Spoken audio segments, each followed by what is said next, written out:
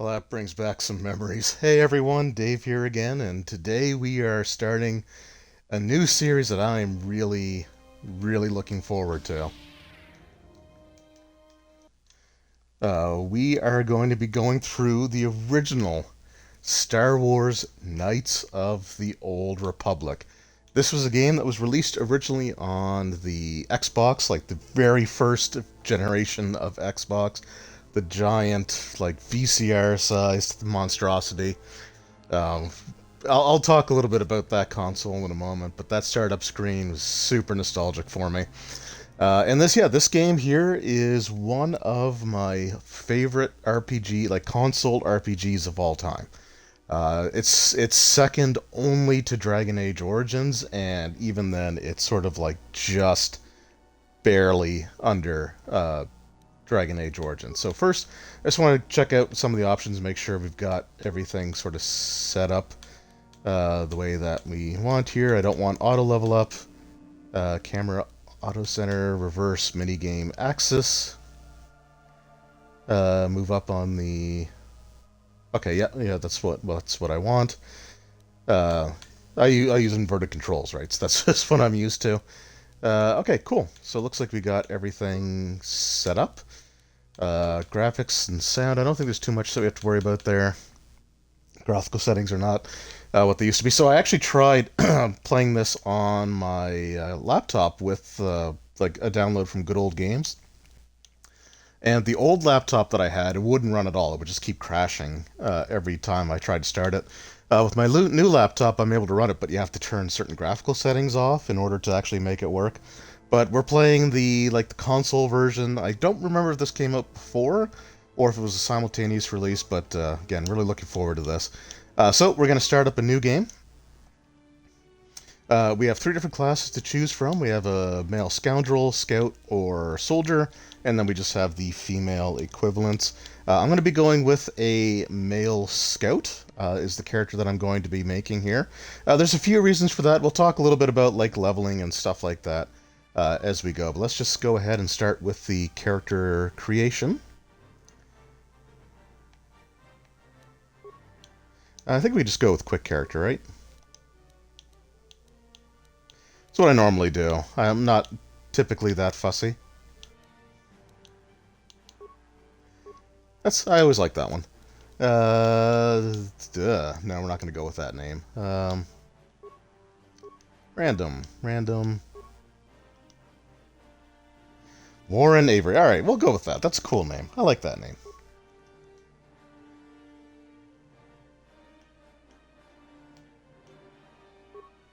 Oh, you know what? I don't want to do the. Well, yeah, let's go custom character. I just realized that I want to assign attributes.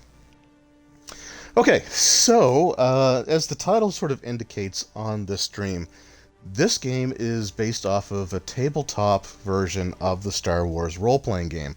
And not just any tabletop version of the Star Wars role-playing game, it's based off of the Wizards of the Coast D20 system version of the Star Wars RPG. And what was kind of interesting about that is that when Wizards of the Coast had the license, they tested some things that eventually became part of the third edition, like 3.5 updates that they did. You could sort of see some of the things that they were looking at changing when they revised the Star Wars RPG, I think they put out sort of like updated versions of the game each time one of the new prequel movies came out. It was sort of around that area, or at least the last one or two of them.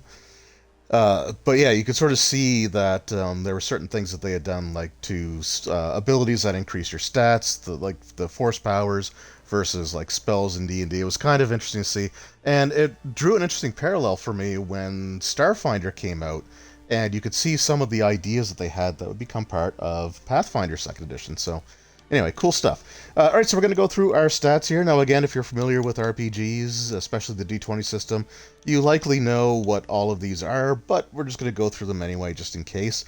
So we have Strength, which is physical power, adds to damage and chance to hit, which is most important for close combat weapons, so like blades and lightsabers. We have Dexterity, which is agility and reflexes, and it's also good for blasters. or range combat. Constitution is simply your hit points. Intelligence adds to the number of skill points that you can get. Now, I want to say that there was a bug in the original version of the game, or some of the... I don't know if it was all of the home ports, all of the home console versions of the Star Wars RPG or not, but there were at least some where your intelligence modifier didn't actually apply to the skill. So I'm interested to see if that happens, but I do want some decent skills. Wisdom is also used for like force points, which is important as well. And then charisma adds modifiers to force-related feats and powers, and it's sort of important for persuasion. So I want to get at least a 12 intelligence, at least a 12 wisdom, at least a 12 dexterity, and at least a 12 strength.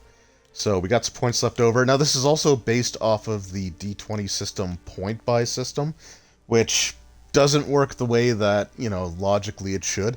So to a certain point, you can buy stats on a one-for-one basis. But once you reach a certain point, I think it's when you get to like 15, or from 14 to 15. Each point, like to go from 14 to 15, I think is 2 points. Let's just see here. Yeah, so to go from 14 to 15 costs 2 points instead of costing 1 point. I have a kind of a funny story about the point buy system. And how it kind of sucks. But we'll hold off on that for a second. Alright, so let's go 14 strength, 14 intelligence, 12 con.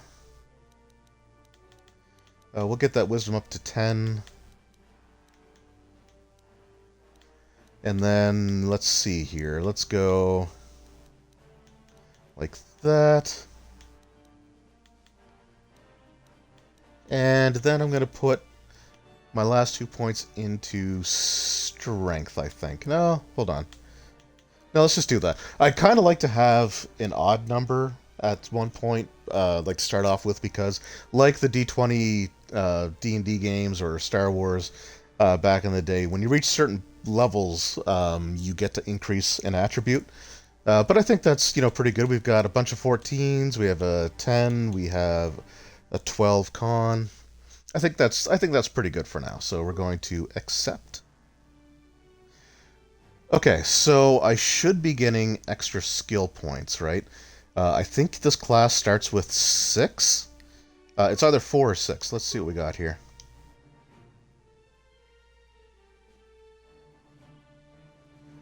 Huh, okay. I actually want to see something.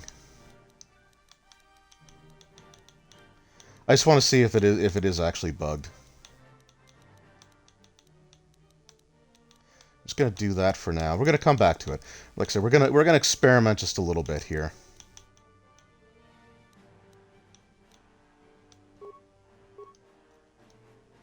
Okay, nope, it does actually work properly. That's good to know. Like I said, I think there was a version of the game where it was actually bugged that you didn't get the skills for your intelligence, so it's good to know I don't have to worry about that.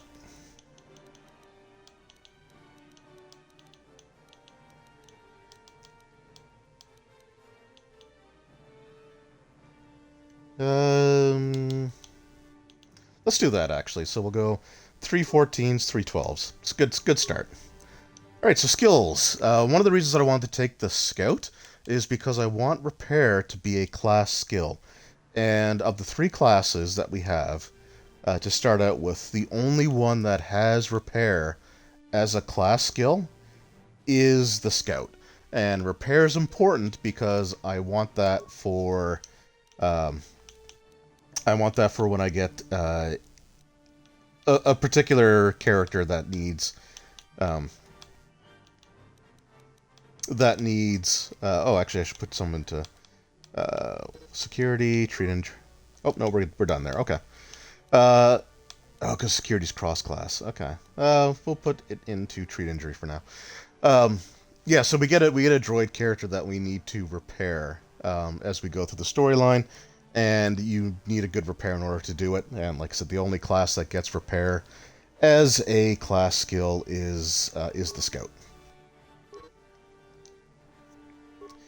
Alright, and so for feats, we get armor efficiency, light, medium. We get the flurry attack, implant level 1, rapid shot, and then proficiency with blaster, pistol, blaster rifle, and melee weapons. So I'm going to take... there's a couple of feats. So the 2-weapon fighting is one that I really do want to take, because I always like to like dual wield for my character. But there's also, I think, one where you could be persuasive as well, which is also a good one to have, because it makes it easier for you to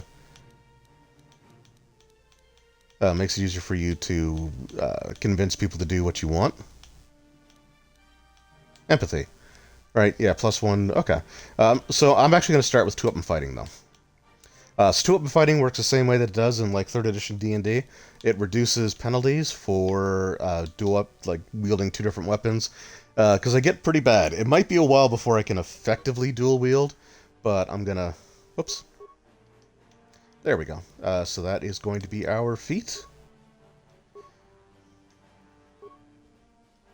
Okay, so before I press play, normally, like, when a cinematic plays out, I like to just let it play so you guys can watch it. But in my last Dragon Age stream that I just did a couple days ago, I let a cinematic play out, like one of the intro cinematic that plays if you just don't do anything on the main menu for a while. And that particular stream got hit with a muted audio portion because it contained copyrighted material. It wasn't a copyright claim, like I don't have any copyright strikes against me, but basically it silenced that part of it. And this is going to open with like the Star Wars theme and the text crawl. So I was thinking I was either going to mute the game audio myself, but I think what I'm going to do is just sort of like talk over it. I do apologize for that, but I don't want to risk any sort of like copyright information or strikes or anything like that. And if anyone's going to actually issue a copyright strike, as much as I hate to say it, it's going to be Disney protecting its properties like Marvel and Star Wars and all that. So yeah, let's go. I'm looking forward to this. This is a game, like I said, that I played a bunch back in the day. It was one of my favorite home console RPGs of all time, and basically it was a game that actually got me through my very first ever surgery. I'm not going to go into like details about it, but I had never had any sort of operation, nothing before. I was, I think, 20 or 21 years old at the time. I had never had like tooth pulled or fillings or anything along those lines. I still had my tonsils, my appendix. I still do.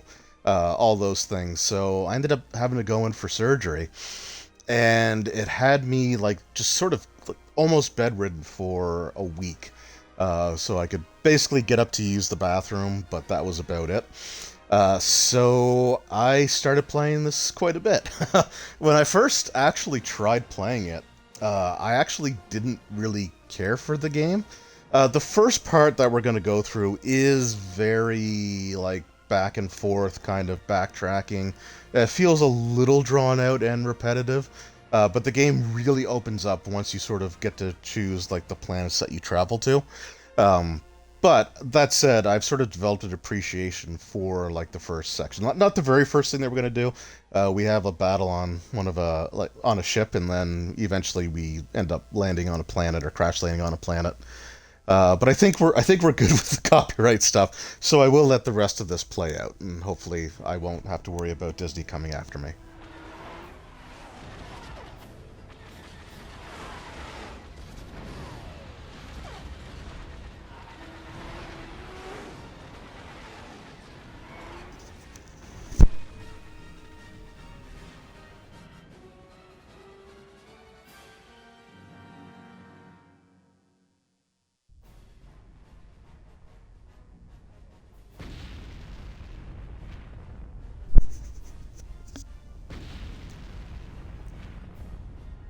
So at the time that this came out, I want to say that that was like the most action-packed opening, like after text crawl.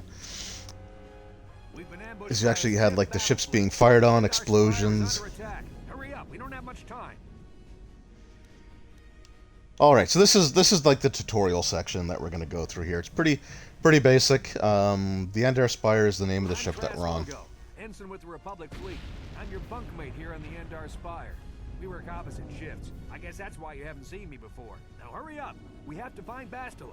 We have to make sure she makes it off the ship alive. All right. So yeah. Now for this playthrough, I do intend on going light side. I considered a poll for like light side or dark side, but honestly, with this game, I just prefer light side. However, I also have Knights of the Old Republic 2, and I've got some stuff to say about that one as well. But I think I'll try to save it for then. But for that game, I think what I'll do is actually put up a poll to see if people would rather I play that game light side or dark side. Although there are some really awesome or really fun dark side things you can do in this game, which I have done, and we'll sort of talk about them in a little bit. But yeah, so we can either say who's Bastila, or we can be selfish. So I'm going to ask who Bastila is. On the Endar Spire. Well, not an officer really, but she's the one in charge of this mission. One of our primary duties is to guarantee her survival in the event of an enemy attack. You swore an oath just like everyone else on this mission. Now it's time to make good on that oath. I heard what everyone's saying about you. You've explored the farthest reaches of the galaxy. You visited planets I've never even heard of. People with your skills and abilities are hard to find. It's no wonder the Republic recruited you for this mission. But now's the time to prove yourself. I know you're a scout and not a soldier. But Bastila needs all troops at her side during this attack. So that little bit of dialogue that just happened there, that is actually different for each class. So it kind of like, you know, he explained and sort of what class you are, and he kind of goes into detail on it there. So it's kind of cool that, like for a 2003 game, they actually did customize things at least a little bit. All right, let's go get her. You need to suit up so we can get out of here. Okie dokes. Oh yeah, this just brings back so many memories. Like I played this a bit on my laptop, but I'm not a computer gamer personally, so I love this. This is gonna be great. So we got some stuff. We need to equip that stuff. So first of all, we're gonna put some clothes on because that's important. It is gonna go through descriptions of everything, so I'm just gonna go through that now. Alright, so we also, I think we picked up an implant, didn't we? Cardio package, +1 constitution. So we'll take that. Stealth field generator. We'll take that, so we can actually use our stealth skill. And we have either a blaster rifle, or blaster pistol, or a short sword. We are going to go with the short sword. And, oh, so the short sword, again, this is based off of the D20 role-playing system that, like, 3rd edition D&D started with, right? So the open gaming license. But this was actually Wizards of the Coast that, you know, put out the Star Wars game at the time. So we have a D6 for damage. We have our critical threat range. This is, like, just on a natural 20 and ×2. But I think that's how it was in the Star Wars game. Like, I don't think regular mundane weapons critted as often as lightsabers. It's also balanced, so if we do dual wield, it offsets the penalty for that, which is great. Oh, I need to fix my controls again. All right.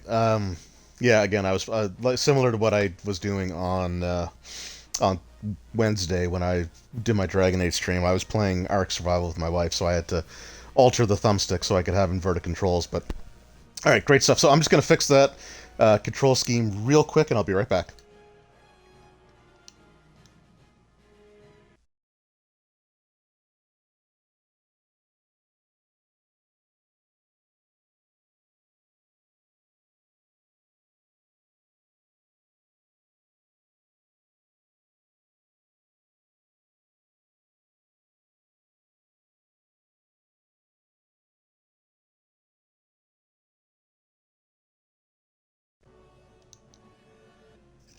Alright, so always prepared, right? Oh man, I thought I actually did that already, but I did I am using a different controller than the one I was using earlier today, so maybe I didn't switch it the way that I thought I did. But yeah, we're good to go now. So, we're all equipped, right? Yeah, let's do this. So, oh, right, I gotta talk to him. Okay, let's move out. We should stick together. You'll have more success with a party than on your own. Alright, so he has joined us again, just party selection.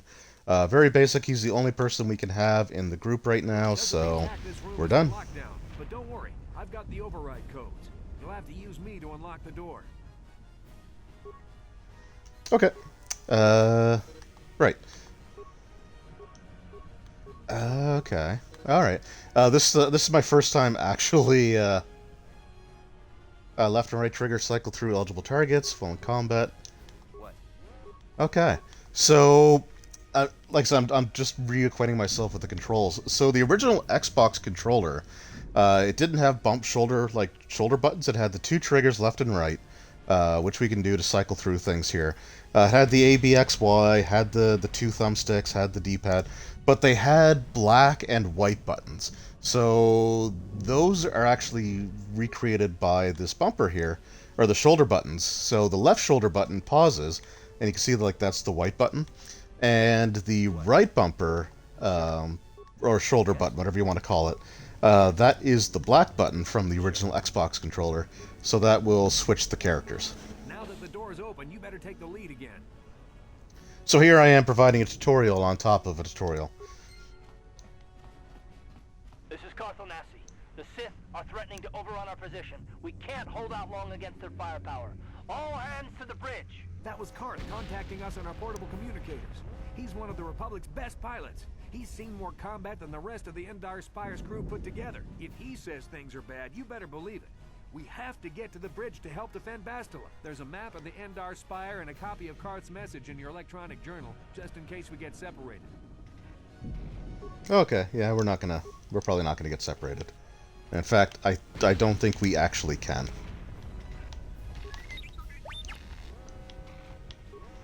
That door is locked. I don't have the codes to open it. But switch me to the party leader so you can use my security skills to slice into the access panel and open the door. Okay. Yeah, I don't think I don't have the, Okay, yeah, I don't have security.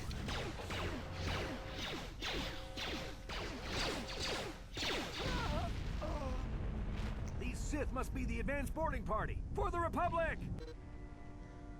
So I also want to say that those, like, anytime you see those cinematics with, like, the two NPC characters attacking each other, I want to say it's a little random as to, like, it's essentially, like, actually playing out the battle, like, dealing damage, rolling to hit.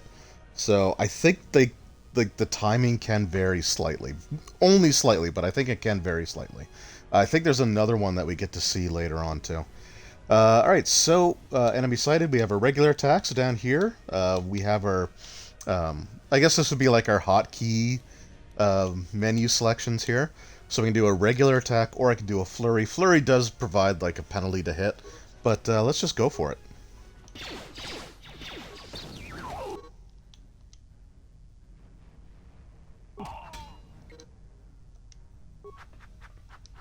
Okay.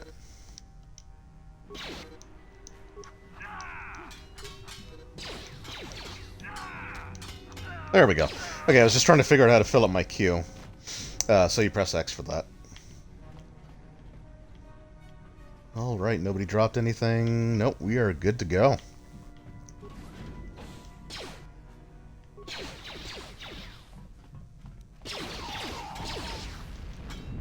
Whoops.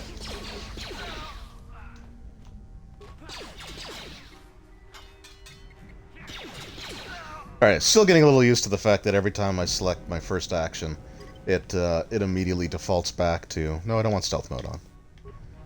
It immediately defaults to going back to the far left.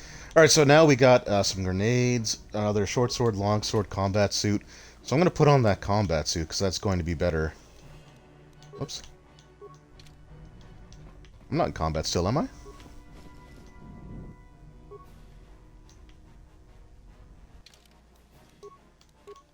There we go. Okay. Sometimes it takes a second. So, as you can see, like right now I've just got the short sword, and I get a +2 bonus to hit. If I equip the long sword, it's now -4, -4. And if I equip the other short sword, it's -4, -2. So, I think we're just gonna go with, I think we're gonna go with just a one weapon for now. But I do eventually want to get, like, 2-weapon fighting stuff up there. I already got that. Okay.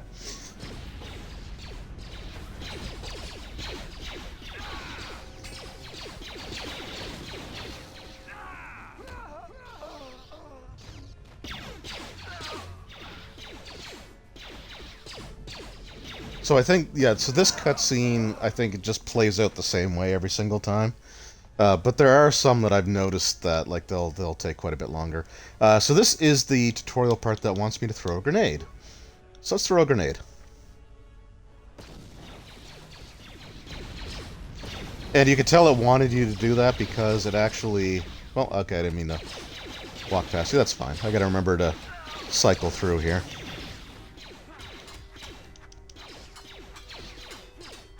I'm also going to get in the habit of just pressing X for my menu selections when it comes to combat. Wow. I'm missing so much, it's like I'm actually rolling for them. There we go. Let's just go with regular attacks for now.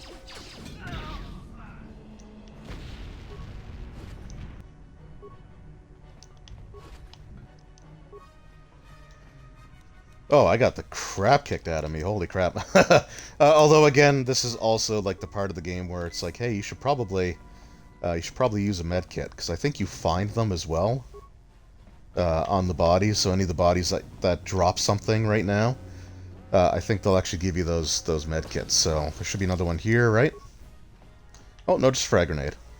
Oh, right, because that was one of our guys. And credits, yeah, I think it's just the Sith that dropped the health kits here, but yeah, so right, this isn't the door that we go through, but there's some stuff here. And what was that? That sounds like lightsaber noises. I'm gonna have so much fun with this. I love this game so much. All right, let's let this. We better stay back. All we do is get in the way.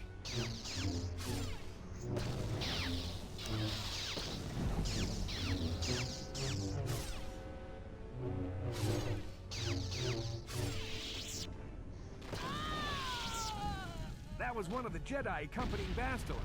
Damn, used your help. So yeah, so I think that was the other fight where the timing can be different depending on attack rolls and stuff like that. Oops. Alright, let's go.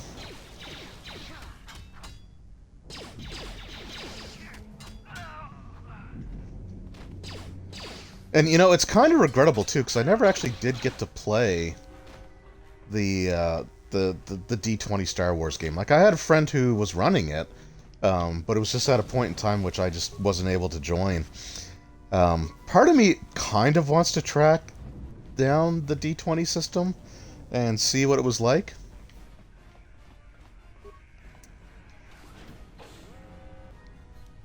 Oh, that's a lot of people. We're going to throw a grenade. And miss. That's great. Again, it's almost as if I'm actually rolling a D20. Oh. So speaking of the D... They must have retreated Oh, to the hold on. escape pods. We better head that way too. The Sith want Bastila alive, but once she's off the ship, there's nothing stopping them from blasting the Endar Spire into galactic dust. Alright, yeah, so speaking of the D20 system, I've talked about sort of representation of the role-playing game, like the actual tabletop RPG rules in some of the other games that I've played, like Baldur's Gate Dark Alliance or the newer D&D Dark Alliance, and how it just, like, the D&D, the Dungeons & Dragons home console games, have never really been faithful to the actual role-playing game. And I've had people ask, like, if you want to play an accurate, like, a game that's accurate to the D&D rules, which one would I suggest? And, I mean, there's always things like Baldur's Gate, or, like, the PC Baldur's Gates, or Icewind Dale, or, like, the old Gold Box games, because those were pretty faithful. But for the more modern system, my answer was always Knights of the Old Republic. And, you know, like, the response was, well, that's a Star Wars game. It's like, it is a Star Wars game, but it is the best representation of the D20 system that I have ever seen. Now, I did recently download Pathfinder Kingmaker, and I believe that's based off of the... Oh, okay, yeah, part of the tutorial here again. And I think that's based off of the D20 rules as well. But until that point, like, this game is super accurate. And it's actually going to cross over to the leveling system here, because in the Star Wars Wizards of the Coast D20 role-playing game, you had a maximum level of 20. There were no epic levels, there was, like, no progression beyond that whatsoever. I don't want to spoil too much here, but obviously we're going to become a Jedi at some point, and that involves us actually changing classes. And where level 20 is a hard cap in this game, I'm not going to be leveling this character very much. I think I'm only going to go... I'm going to go to 4th level for sure. I might go up to 5th level, but that would be the absolute highest I would go to with this character, because, like I said, 20 is the max, and I want to get the most out of the class change when it does come. But we're going to level up. We can choose to do it automatically, which we're not going to do. We are going to do a manual level up, so we can choose our skills. So here we only have 4 skill points. That seems low, because I think that's what we're supposed to get for the class. So maybe this is where the intelligence just doesn't factor in. I don't know. But we're going to put point into repair to keep that max. We are going to... we can't do persuade because it's cross-class. And we're at our maximum ranks right now, because, again, it follows the skill system. The maximum amount of ranks that you can have in a class skill, because this is based off of, like, 3rd edition D&D, is 3 plus your level. And the maximum amount of ranks you can have in a cross-class skill is half of that.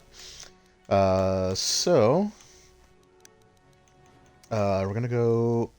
We'll go computer use. And I do want to go security, which is going to be all of my points. So yeah, like I said, I think there is a bug with the intelligence, because I'm pretty sure I get 4 points for the class. So I should be getting extra points for the intelligence every level, but I guess it just doesn't work properly. Anyway, we still got some points there, so we're good for now. And then for feats, so now I can't take any of the improved versions of stuff right yet, so that's fine. So I think what I'm actually going to do, I think this is where I'm going to take empathy. So it gives me +1 to persuade, awareness, and treat injury. There's also gearhead, which I will probably take some of as well, because that gives you +1 to repair, security, and computer use. But for now, we'll go with empathy. Alright, X. There we go. Alright, so we are leveled up. And now we can open up. Yeah, okay, you know, I know, we've had that conversation. But now I can open up the door. So, again, tutorial, forcing you to level up, which is fine. I mean, you want to gain 2nd level anyway. There's something behind here. Damn, another Dark Jedi. I'll try to hold him off. You get to the escape pods. Go! Alright, well, we'll never see him again.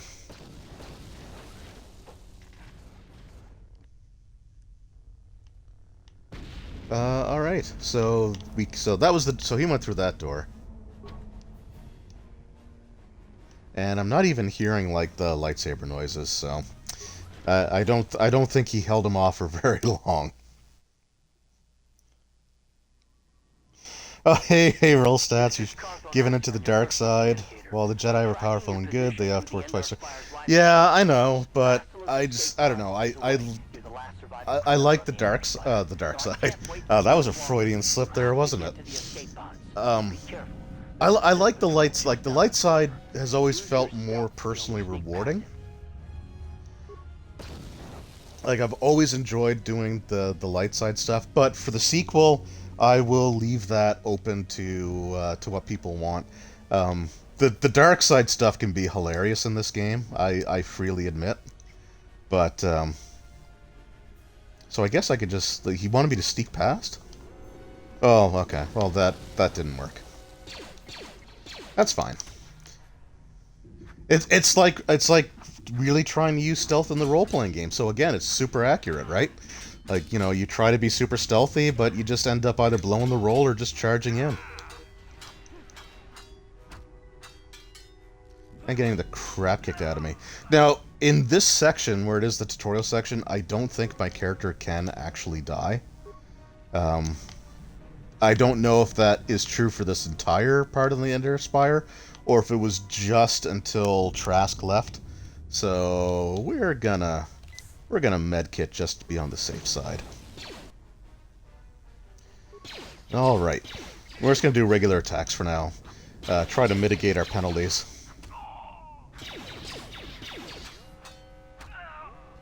Now, like, and what roll stat said is kind of true.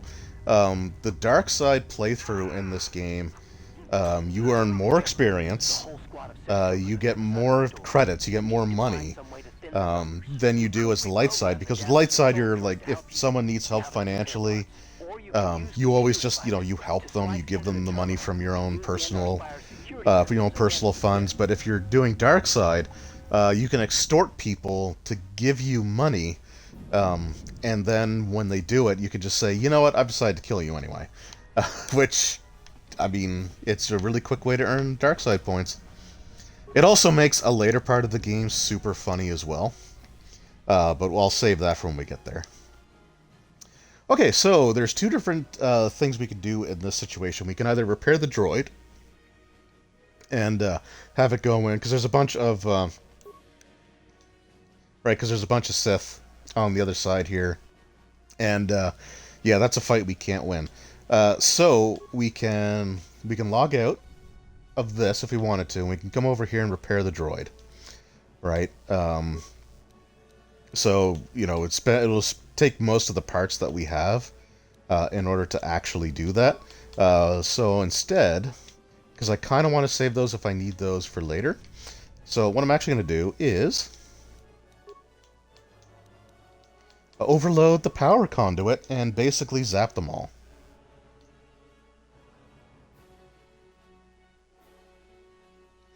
Now, I love how that's like, this is supposed to mimic like the video feed, but it zooms in on, it like zooms in on the terminal that's about to blow up. Like, I don't think the actual camera would do that for a basic security camera. But yeah, we got all the experience for killing them. That's the important thing. And now we're gonna loot them, because it's a time-honored tradition. So, yeah, we got some med pack. Nope. Well, okay. That's... I really gotta use those triggers. Hey. We're the last two crew members left in the Ender Spire.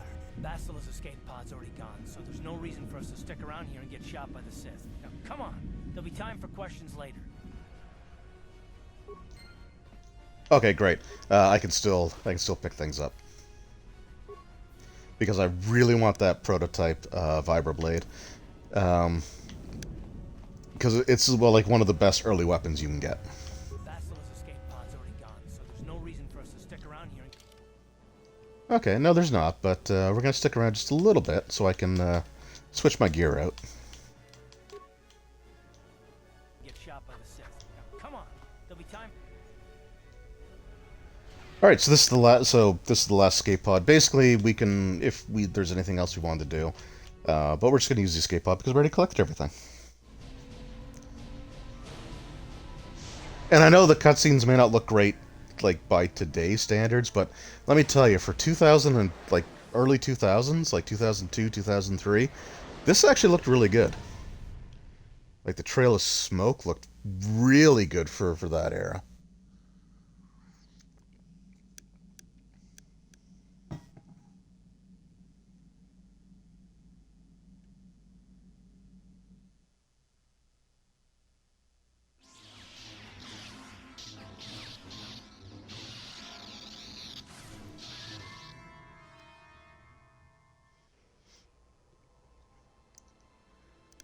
So that was Bastila. That's the Jedi we're going to be spending quite a bit of time looking for.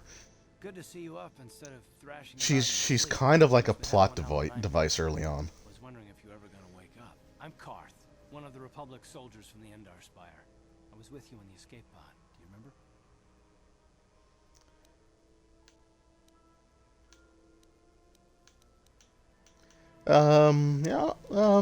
Yeah, let's tell him about the dream. You took a serious blow to the head. You're probably having all kinds of strange dreams. I wouldn't worry too much about it. We've been slipping in and out of consciousness for a couple of days now, so I imagine you're pretty confused about things. Try not to worry. We're safe. At least for the moment. We're in an abandoned apartment on the planet of Terrace. Is that your expert medical opinion, Karth? Luckily, I wasn't seriously hurt. I was able to drag you away from our crash site and all the confusion, and I stumbled into this abandoned apartment. By the time the Sith arrived on the scene, we were long gone.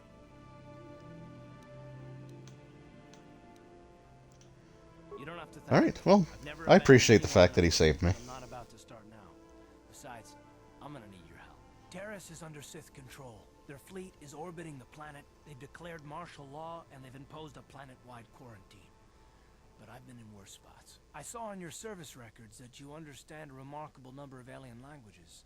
That's pretty rare. Yep, nothing weird about that. But it should come in handy while we're stranded on a foreign world. There is no way the Republic will be able to get anyone through the Sith blockade to help us. Warren Avery looks more like Wesley Crusher. Oh, man. I don't know. I don't see that. Although, so my wife and I did go back and we rewatched, rewatched like Next Generation and stuff. Well, I rewatched it. She watched for the first time. And it was funny to see, like, I think it was one of the episodes with Q, one of, like, Season 1 episodes or Season 2 episodes, where, like, they had someone come in to depict what, like, grown-up Wesley was going to be, like, you know, this, like, 6'2", 240-pound, like, chiseled jaw person. Like, that's what Wesley's going to look like when he grows up. And then you see what Will Wheaton actually looks like at the age that they had the character, and it's like they did not get that right at all. That smack to your head did more damage than I thought. Bastila's a Jedi. She was with the strike team that killed Darth Revan, Malak's Sith master. Bastila's the key to the whole Republic war effort. The Sith must have found out that she was on the Endar Spire and set an ambush for us in this system. I believe Bastila was on one of the escape pods that crashed down here in Terrace. For the sake of the Republic war effort, we have to try and find her. Okay. While you were out, I did some scouting around. There are reports of a couple escape pods crashing down into the Undercity. It's probably a good place to start. But the Undercity's a dangerous place. We don't want to go there unprepared, and it won't do Bastila any good if we go and get ourselves killed. That's okay, we'll save frequently. Alright, yeah, we're just gonna... Good idea. We're just gonna go. An apartment as a base. We can probably get some equipment and supplies here in the upper city. Just remember to keep a low profile.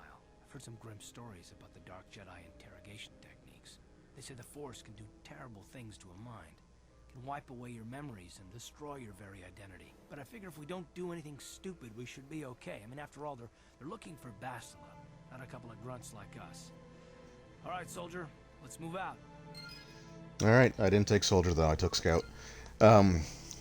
See, Will Wheaton was so whiny in TNG. I found myself wanting to slap him all the time. Put your big boy pants on, stop crying already. Yeah. I mean, I think even Will Wheaton is not a fan of the way that Wesley Crusher was portrayed on Next Generation. Okay, I don't have anything to upgrade this prototype weapon with yet. Yeah, like, we were kind of watching through, and I found myself saying, "Shut up, Wesley," like, every time he was on screen. He was a little, like, especially in the early seasons of the show, he was such, like, an ex machina. Oh, okay, yeah. Party select, well, we only got the one person, so let's go. Okay, you alien scum. Everybody get up against the wall. This is a raid.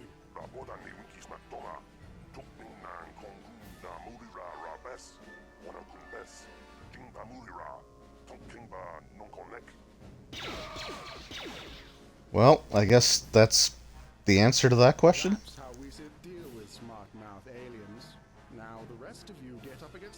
before I lose my temper again. Hey, what's this? Humans hiding out with aliens? They're Republic fugitives. Attack! I mean, 2000.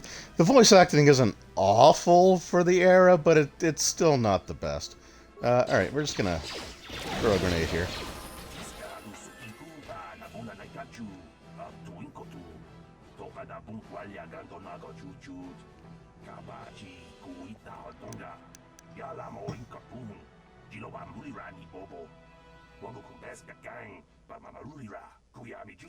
Okay, I don't actually have to let this all play out, but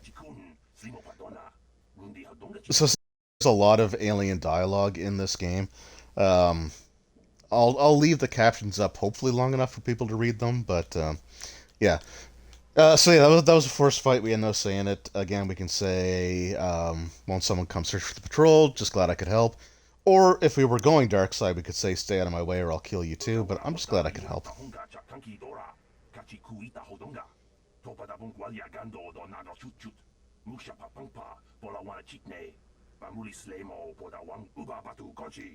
Okay. Yep, it won't be bothering you again. Now, I know that this Star Wars role playing game is sort of being hijacked by Star Trek. And I want to say, like, 100% for the record, I find the whole, like, one or the other only, like, is such a ridiculous thing for people to get upset over. Like, you can like both, you know, they're not mutually exclusive to one another.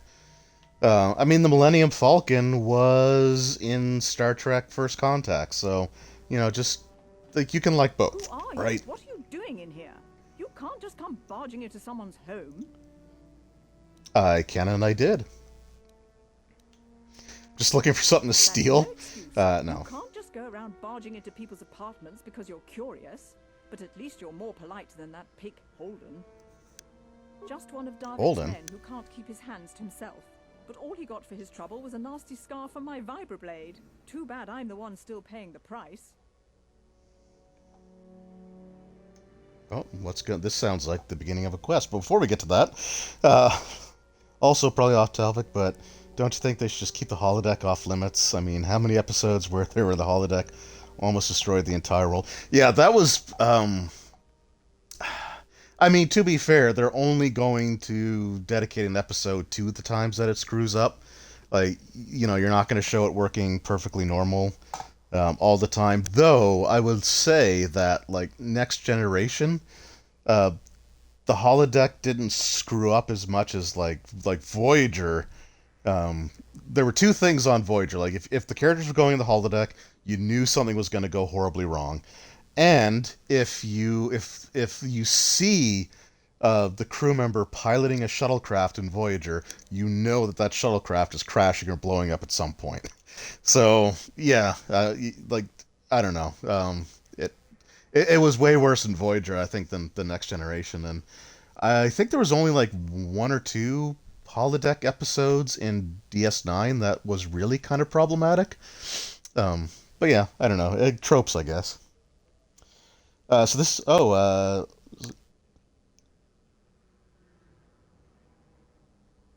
this game was the first game I ever had an NPC address me. Yeah, so this was also something else that I thought was kind of neat, because I'd played, like, you know, Legend, like, I wasn't really big into RPGs before this game, which is probably another reason why it means so much to me.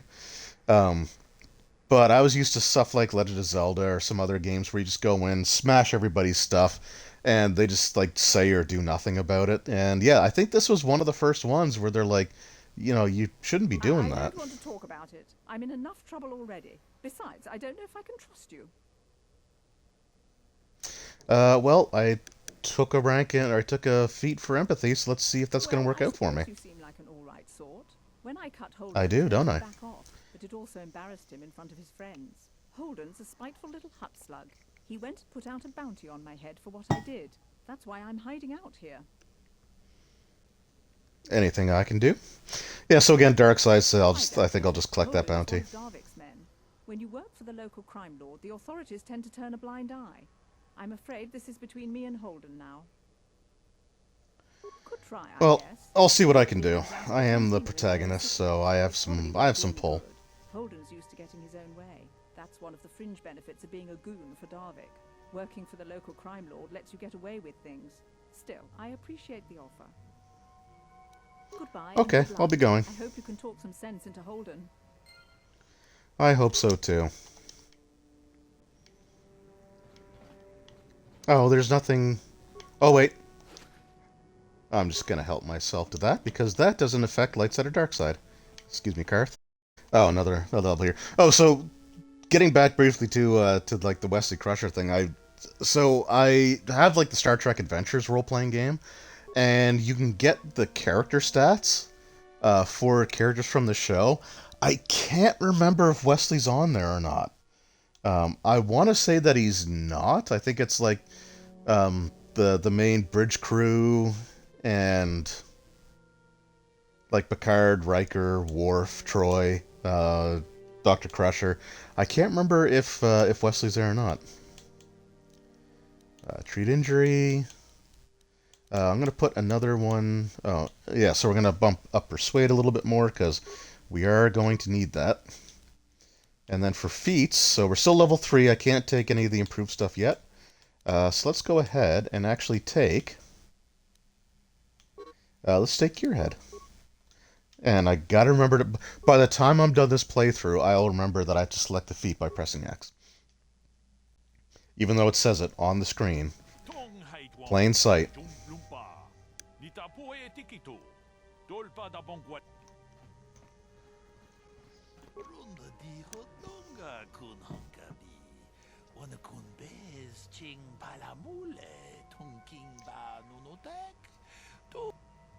Energy shields, you say?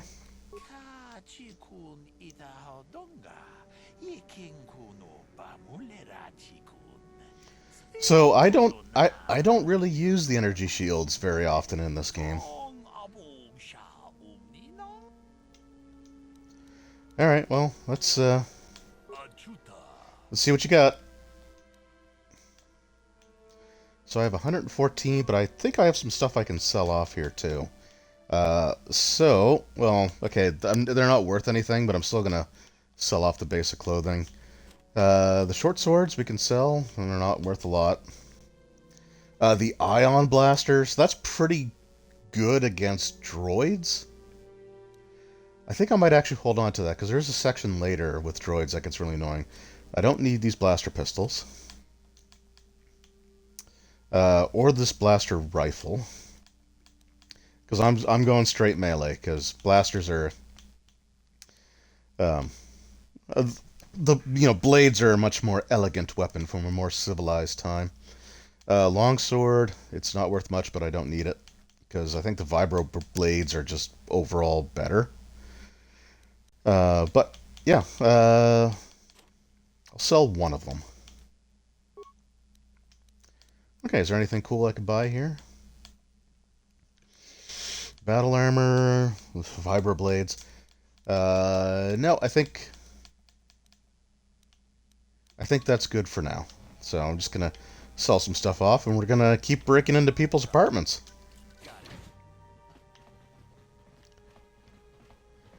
Hello. Thank you. It's okay. This is a light side playthrough. Alright, so that goes to the upper city. Oh yeah, these guys here, these Quarrens or whatever they're called. I mean, those are mind flayers. I don't care what people say.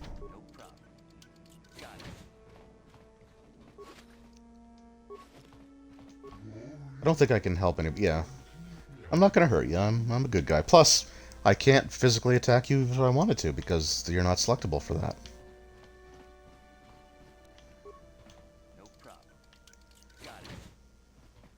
Now, also, if your security fails, you can attempt to bash down the door.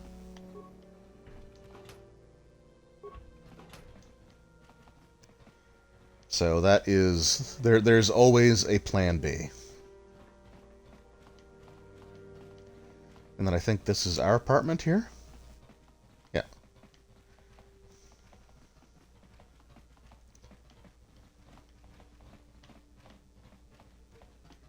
Alright, let's make our way out to the upper city. So Terrace,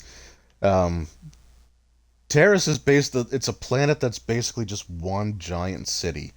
And the higher up you are on the city, the better off you are overall.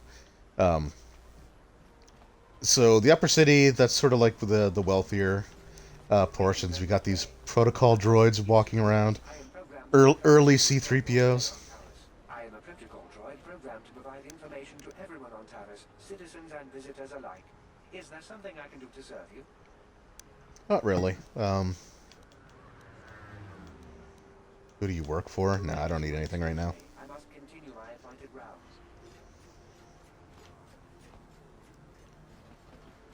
Alright, so that's back to the apartments, right? Yeah, okay.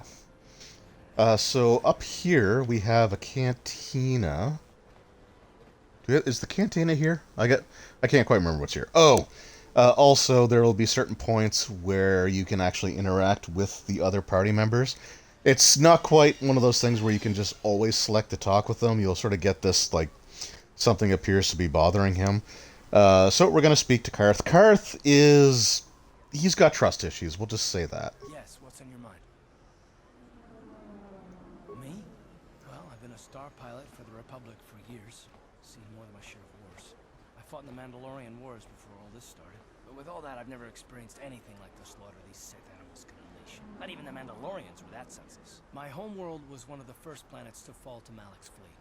The Sith bombed it into submission, and there wasn't a damn thing our Republic forces could do to stop them. I'm sorry, Karth, must be very painful for you. Yeah, let's go with that one.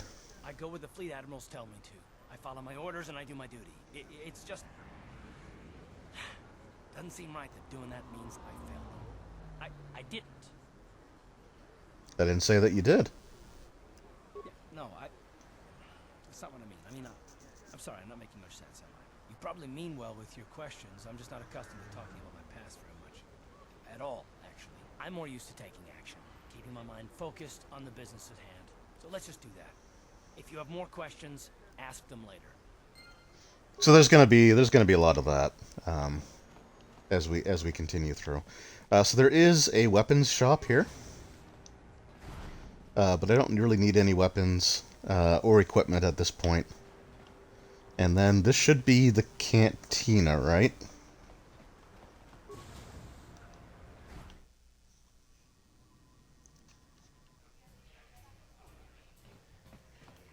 I don't think there's anything special here just yet. Oh, except, what do we got here? Who's this? But I can't really talk with you right now. It's difficult enough to draw the interest of the ladies in this establishment as it is. Surely you understand what I'm talking about. I'd guess you've experienced many lonely evenings. Something I'm hoping to avoid tonight. Wow, dude. Could have had a wingman. But you blew it. Karth is clearly the ex-lord of the party. Yeah, I mean, I don't personally like that phrase too much, but yeah, he's very angsty. I do like his character overall. Oh, okay, this is where you can go to join the gladiator fights, which we'll do, but not right yet. It's Duncan and Gurlon fighting. It's not like we're gonna miss anything good. Shh, they're about to start, so quit complaining and just watch the view screen. Ladies and gentlemen, I draw your attention to the dueling ring. Here, two combatants will battle for your viewing and gambling enjoyment. Now, I hope all your bets are down because we're ready to roll. In this corner, I give you Gurlon Two Fingers. And over here, looking to climb the ranks yet again, is the ever-persistent Deadeye Duncan. Persistent.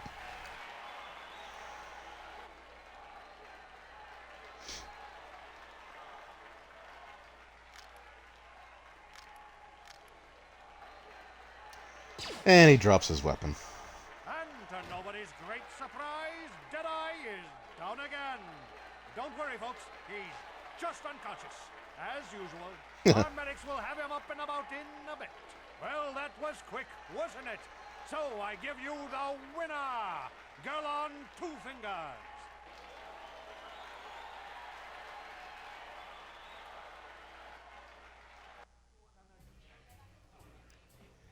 So yeah, so we can actually become a gladiator. Me rolling a 1 on a basic task. Yeah, that's basically it. I mean, he's unfortunately, yeah, Deadeye Duncan. So I think there's like 5 different characters to fight here. And obviously they progress in difficulty. And if you go through and actually beat all the competitors, you do eventually unlock a like like Hi an there. optional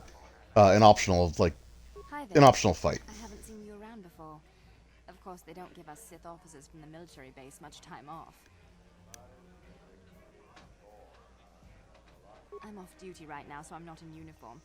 My name is Sana, junior officer, first class with the Sith occupation force. I'm actually Nice to meet you. surprised you're talking to me at all. Most of the people here on Taris can't stand us Sith. It can make this job pretty lonely. Aw, you're doing your job, right? Can't hold that against you. We've done for them. We could have slapped a curfew on this whole planet, but we didn't. You know, it's like everyone on this backwater planet is in a permanent bad mood. Don't they know we have to make the best of things?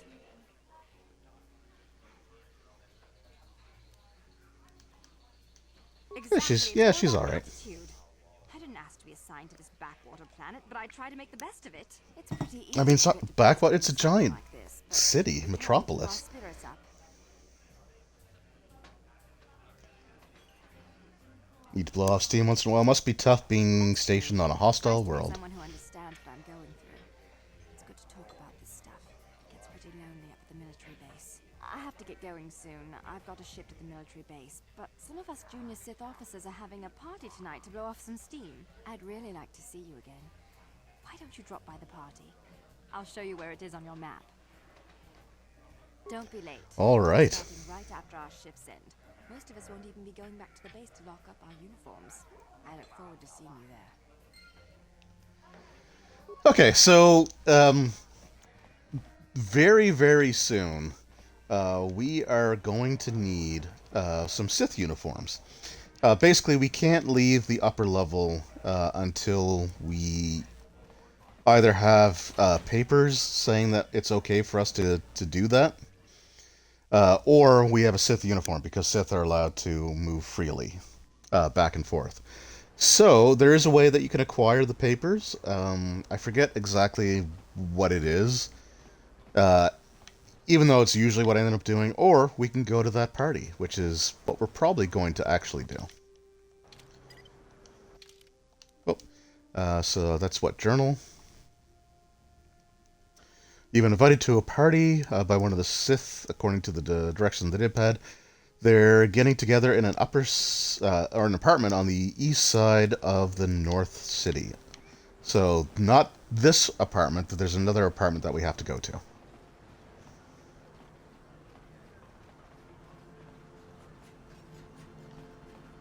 So we're going to do that right now, but before we can do that, there's a situation brewing here.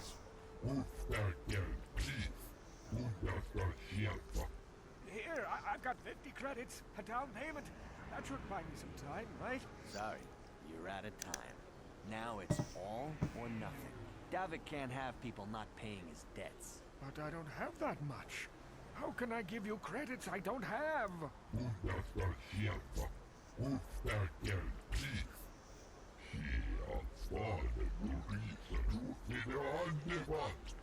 No, help!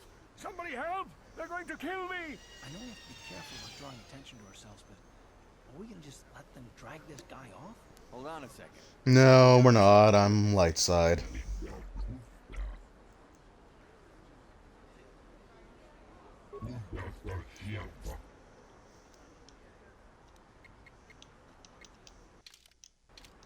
Oops.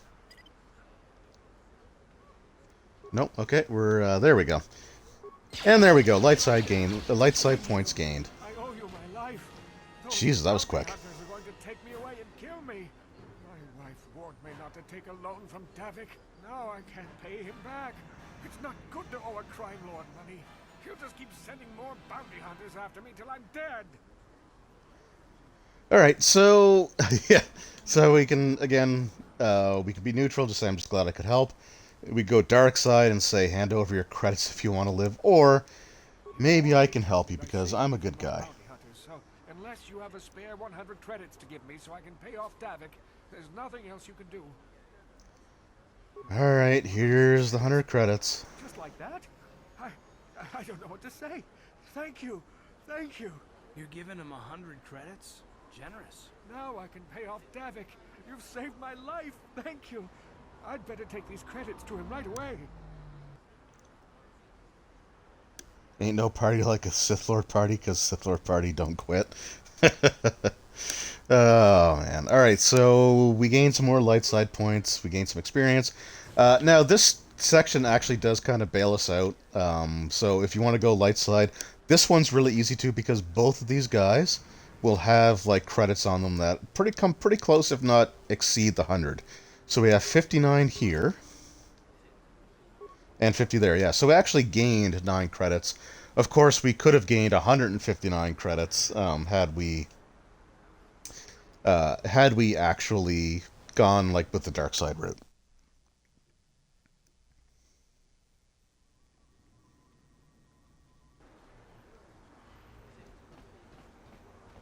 Alright, so I think the apartments here are straight ahead, if I recall correctly.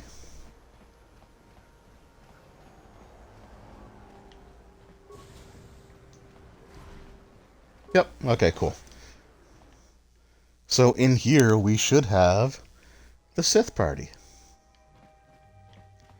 Now, I can't remember, the one thing I will say, I can't remember if it triggers, if you have to learn that you can't actually go to the lower part of the city without like a uniform.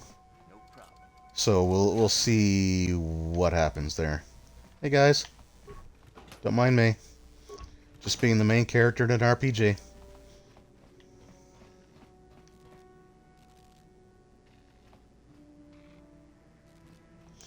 Gotta go because my partner wants to spend time. Okay, no, thanks a lot, man. I really appreciate you hanging out for a little bit, and yeah, I always love chatting with people. So it was good to interact with you. Oh, that's my jam. I was beginning to wonder if you were going to show. The party's in full swing. Come on in. You have to try this Teresian ale. It's fantastic. We should have conquered this planet ages ago. Careful, Sana. That wine's got quite the kick. A couple more bottles and we'll all be passed out on the floor. Who cares? We're not on duty tomorrow. Let's live a little. Come on, drink up. Yeah. And they all pass out. Okay, I guess I can't interact with her, but the footlocker should have... Oh, wait. Sith backpack. Okay, there we go. So we got some Sith armor. So that was one hell of a party. Don't mind me just stealing the Sith uniform. No cause for concern. Oh, yeah, well, you know, they were careless with it. They all passed out. It's not my fault. I'm just keeping it safe in case, you know, someone else were to come along and, you know, steal it. We don't want that, right? Maybe my character's part Kender.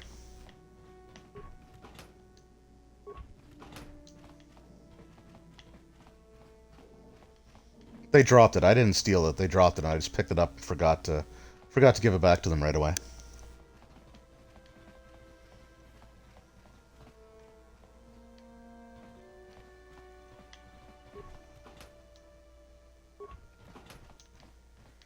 Okay, just scavenge a few more things.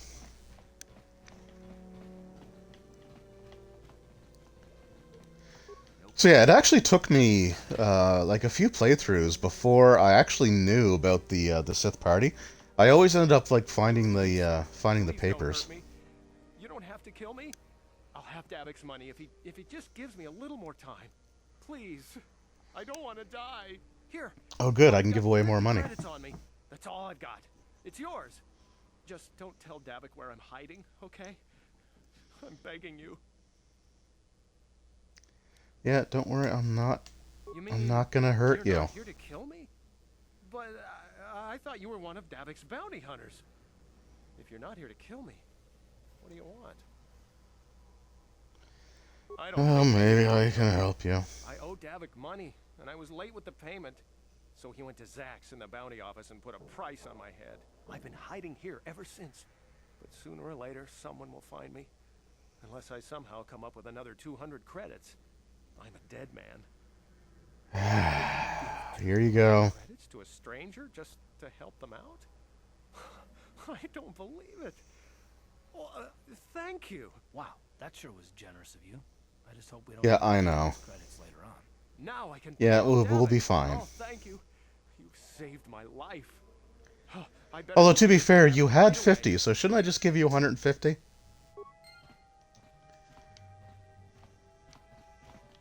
Or is this 50 in here? Nope, just 14. Alright, so what are we down to for credits now? 239. We're actually still not doing too bad. There's really not a lot of equipment that I'm looking to buy here.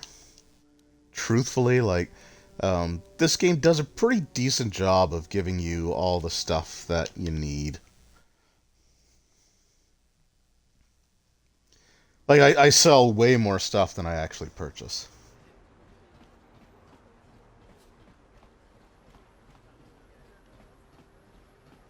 Alright, but now we've got our Sith uniform. So further down this side, I think, is like the military base. So we don't want to go there right now.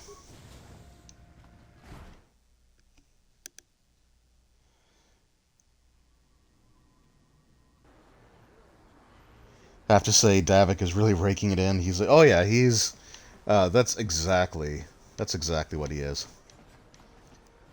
He's sort of like a petty crime boss. Okay, no, I guess I want to go that way, but we can still go here because this guy. What's up with this door? No problem. Got it. What are you doing? Don't go in there. That door is for employees only.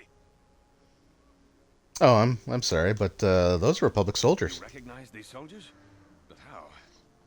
Unless you're a friend of the Republic. I mean, I could also be a Sith that was just on the ship and saw them when they jumped into escape pods, but yeah, I'm a friend of the Republic. To tell you what's going on. I only hope the Sith don't find out what I've done. Since the space battle overhead, people have been secretly bringing in these Republic soldiers who crash-landed on the planet. I had to take them in. What choice did I have? Their injuries are You could have said no. Most will survive. But at least I can make their last days more comfortable. And at least here they're hidden away from the Sith. Well, for that you have my thanks. It's good to know that at least some of these men ended up in compassionate hands. I hate to imagine what the Sith would do if they discovered these soldiers here. But since their initial questioning, the Sith have not returned, so it may be my fears are unfounded. Alright, well, There's nothing need help? anyone can do for these soldiers. Now, if you'll excuse me, I should return to the front in case anyone comes in needing medical attention. Okay, so again, we get some more light side points. So, how's our... Yeah, we're actually doing pretty good. We were sort of like right in the middle there. So we're well on our way. Now, I can't remember if this door just stays open from now on, because if it does, he's doing a really bad job of... He's doing a really bad job of trying to, like, you know, do things on the down low. So map. Upper City, Clinic.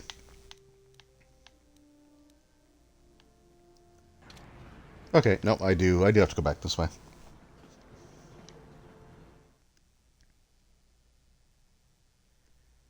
I have to find the elevator where the that the Sith are guarding, so I can actually go into the lower part of the city. So there's like the upper city, there's the lower city, and then there's, I think it's called the Undercity. What is this planet coming to, huh? Slummy's just walking around the upper city. Shouldn't you go to the lower cities where you belong, Slummy? Yeah, like he said, these streets are for upper city citizens. You better get out of the way if you know what's good for you. So persuade.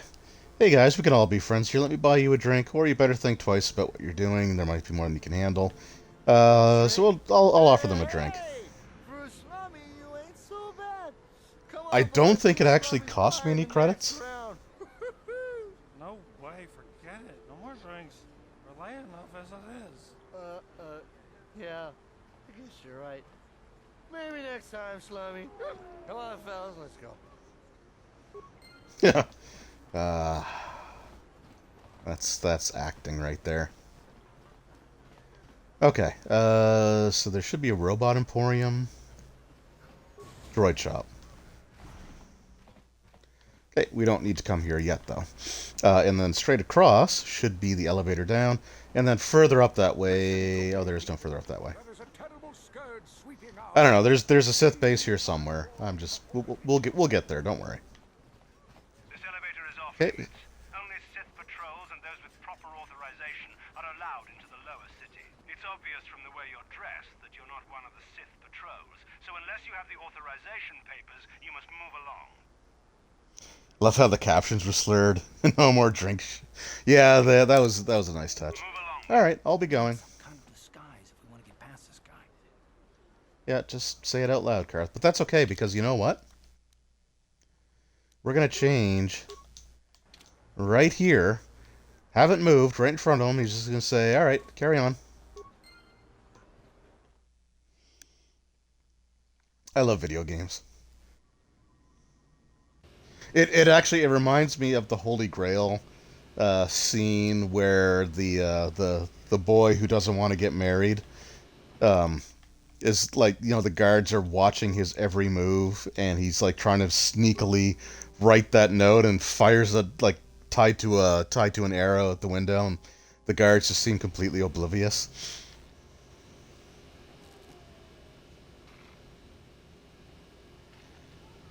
So here we're going to find out that the Undercity, or the lower city's not the safest place.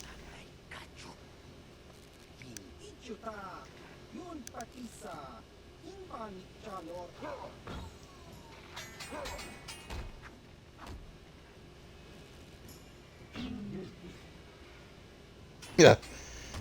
Those little stun batons are actually, like, kind of nasty.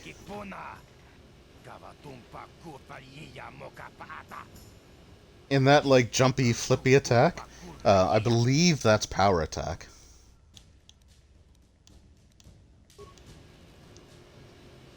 Grenade. And it missed. Now, for the first little bit of this game, Karth is going to be like the MVP. Hands down. That movie's a classic. Oh, the movie's a classic, yeah. Oh, Holy Grail. One of my favorite movies of all time. So good. And, you know, it's... Okay, I say this completely tongue-in-cheek, right? Like, this is not me trying to, like, gatekeep or anything like that, but, you know, the joke is you're not a true, like, gamer, like, tabletop RPG player, if you can't recite Holy Grail from memory. Now, again, that's a bit of an exaggeration, but it does feel like a rite of passage.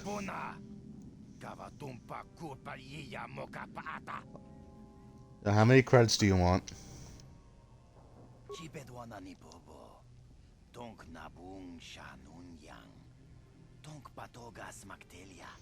That rabbit's got a vicious streak a mile wide.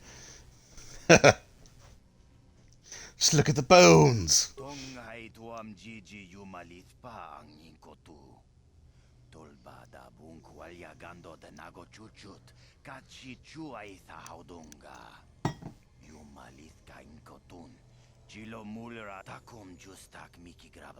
So, speaking of the Holy Grail, my wife and I watched that a while back, and her favorite line from the whole thing was now we see the violence inherent in the system. Come see the violence inherent in the system. Help, help, I'm being repressed. She will quote the help, help, I'm being repressed like all the time, and it's awesome. I've done my job. Yeah, alright, well, let's see if I can...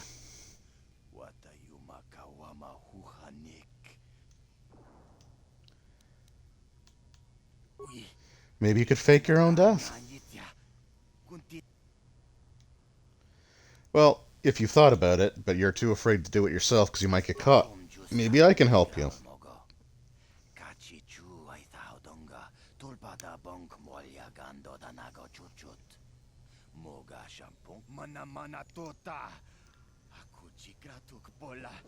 Jishok Jonathan Jung King no Watawama Mulira King Kunjo Peshak no Bamuliraji. Okay, so we need to get a permacrete detonator. I could get you one. Yeah, I know, they sell them in the upper city. Don't worry. I got you. So, like, so this is probably, like... I'm not a huge fan of, like, overly backtracking in games. Like, it feels like padding. And there is a little bit of that, because there are times, like... So there are several quests that you either get in the upper city that you have to go into the lower city to deal with, and then go back up to the upper city to sort of turn it in, or vice versa. But I'm going to see if I can try to streamline that.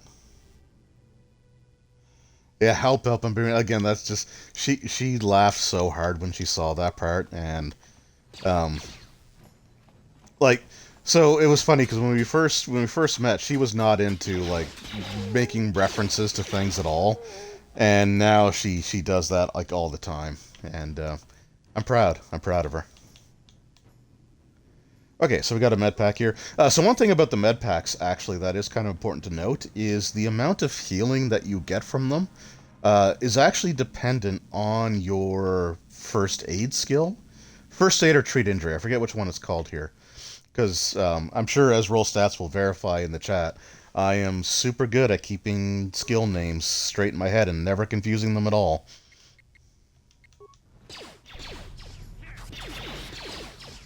But yeah, so the higher your ranks are in like treat injury or whatever it's called in this game, first aid, treat injury, whichever one, the higher your ranks, the more you actually heal.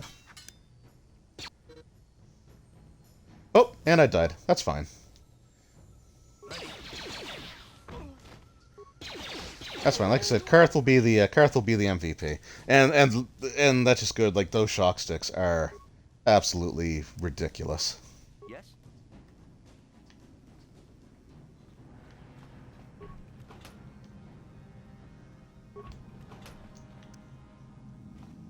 Like, this does kind of feel like you're a little underleveled for this section.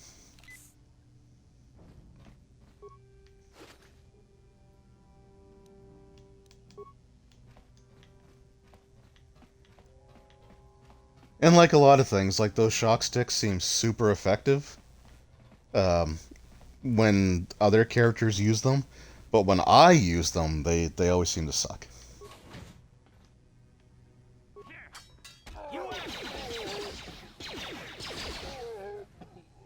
There we go, that feels better.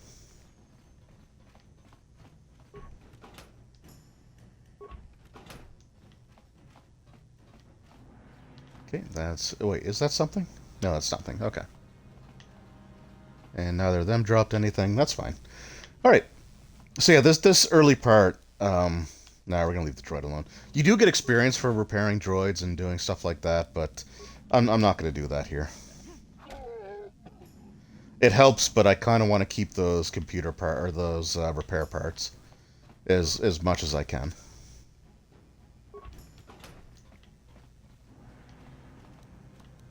I will use another med kit though. Get myself up to full, and then I'll also heal Karth back up to full. Because as whiny as Karth's early dialogue is, like I said, he's pretty much the MVP of this first part of the game.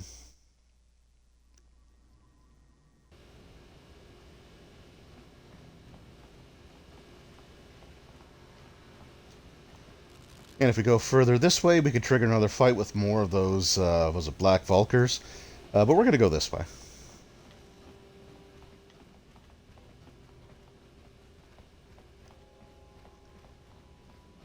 And so here's a cantina. So for the longest, I'm not going to say the longest time, but the first time I went to play this game, it was actually before I ended up really getting hooked into it when I was recovering from surgery. The very first time I tried to play it, I got to this point, and for some reason, I just never targeted the door itself. It's my own fault, right? Like, I know you can, and I know you could switch through the targets, but I just never did. So I would talk to this bouncer, and he would tell me like not to cause any trouble, but I could never get in the door, right? So I was just like, all right, well, I'm stuck, and I'm, wasn't really enjoying it too much, so I kind of stopped. But when I had just all kinds of time, it really started getting hooked into it. It was a lot better. But we actually want to go into the cantina.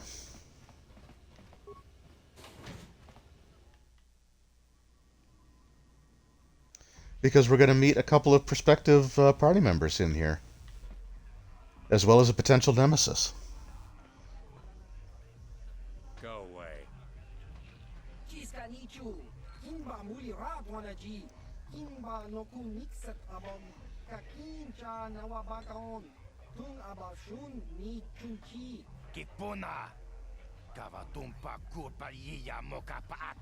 Calo Nord.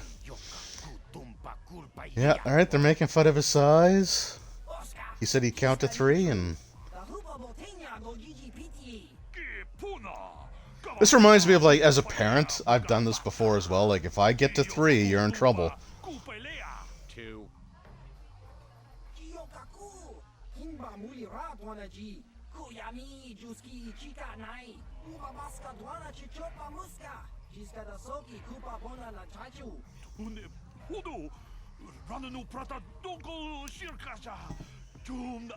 Yeah, you guys are way too overconfident.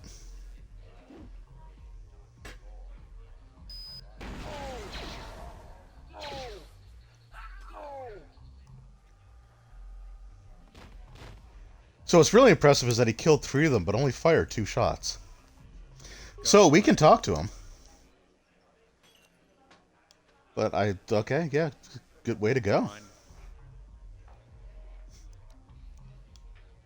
I'm not looking for a fight, I just want to talk. Okay. Okay, off. I'll be off then. I can't remember what happens if he actually counts to 3. I'm pretty sure it results in you getting completely destroyed. But hey, here's this guy that we were asked to talk to from that woman up in the upper level. What? Oh, sorry. I didn't see you there. My attention was kind of focused on the Twi'lek dancers.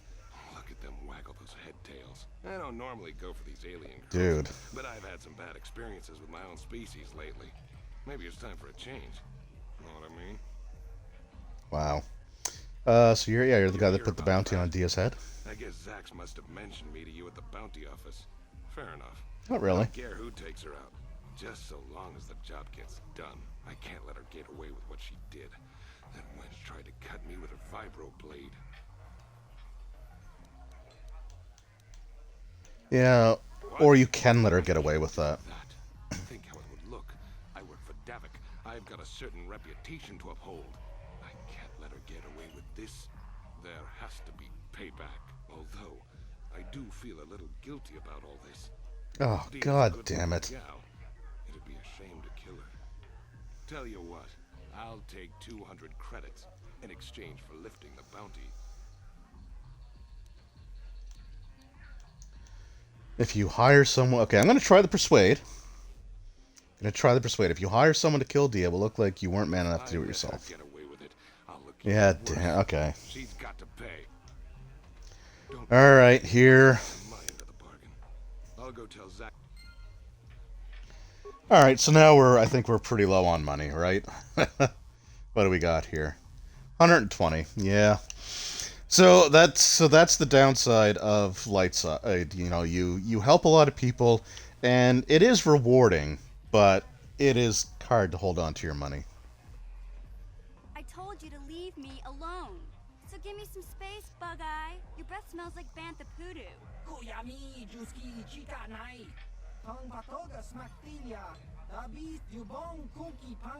calling little girl, Chuba Face? Just a sec, boys. Sawbar, a little help here? I need you to rip the legs off some insects.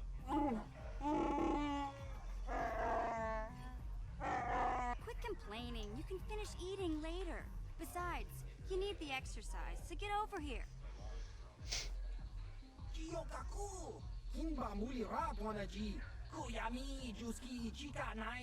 Yeah, good luck with that. Then you got a problem with Big Z. So unless you want to take on my furry friend, I suggest you greenies hop on out of here.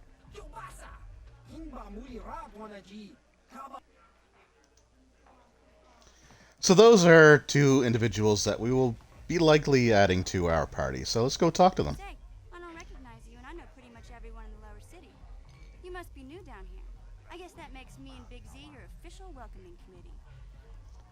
Sure. Hey, we speak the same language. Twi'lek who speaks Galactic Basic, so that is the common tongue. It's not that strange. Most aliens can speak Basic, they just prefer to use their own language. But I grew up here on Terra, so I just sort of got used to speaking the native tongue. You showed a lot of guts dealing with those Vulkars, kid. You got a name? My name's Mission Veo, and this big Wookiee is my best friend Zalbar. I'd offer to give you a tour, but the streets down here aren't safe. But if there's anything else you need... So yeah, how did a Wookiee and a Twi'lek street urchin end up as best friends? It ain't easy on your own here in the lower city. Everyone's always looking to push you around. So we noticed. Still, you seem like an odd pair. When I met up with Zalbar, it seemed like a pretty good match. I knew we could look out for each other. With my street smarts and his muscle, we make a great team. Can't argue that. Well, you came to the right person. If you want info on Lower Terrace, I'm the one to talk to. Davik, the lower city gangs. I even got the scoop on that bounty hunter, Calo Nord. No, we already met him. There's only two gangs. Tell me about the gangs. Here in the lower city. The Black Vulkars and the Hidden Becks. Sometimes Zalbar and I hang out at the Beck base. The Becks are led by Gadden Beck. He's a good guy. Kamikaze Kid, you don't like Zalabar? A few years ago, but even blind, he's a great Or Zalbar? Not like that traitor Brezhik. Big Z? Before he took over the Vulkars, he was a Hidden Beck. Gadden considered that ungrateful space slug his adopted son. It's not like he's Mallow. When Gadden went blind, everyone figured he'd step down and appoint Brezhik in his place. But Gadden figured Brezhik wasn't ready yet. He wanted him to wait a few years. But Brezhik was too impatient. He left to join the Vulkars, and ever since, he's been waging a war to wipe Gadden and his Becks from the face of Terrace. This gang war in the lower city is totally the Vulkars' fault. They're the ones killing everything that moves out on the streets. It's like they've gone insane. Yeah, they're the bad guys. The Hidden Becks, they're the good street gang. You going? Alright, Yeah. well, that's enough exposition for now. No action around here. Come on, let's go. HK and Old Dude, best by mile. Well, yeah, they're good. So, I mean, yeah, I am 100% going to be having HK-47 in my party. And he will be like a permanent member of the party. That's why I'm playing a scout, so I can get my repair skill up. Alright, so I don't think there's anything... Oh, wait. Okay, so yeah, we could talk to Zach here, this hut, and we can actually become bounty hunters for him, which includes collecting the bounty for the person that we have to buy that permacrete detonator for, though it's going to be a little while before I can do that. So I'm not going to talk to him right now.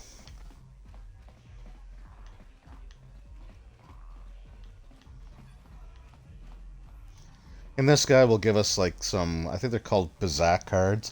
So there's a mini game you can play in here. It's like a card game where you're trying to basically get to, it's essentially blackjack.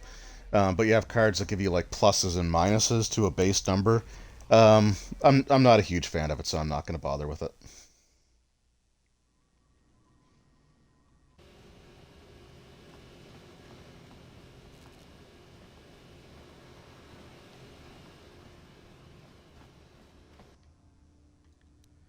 Alright, time to fight some more Vulkars. What do we have for grenades?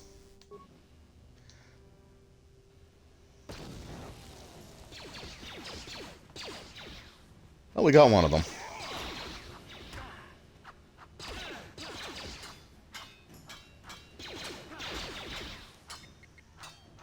Alright, come on, Karth, bail me out. You're right, by the way, only Karth is Mallow. Okay. Dang it. I knew that was gonna happen. Karth is great for the early game. Because your character kinda sucks when you first start.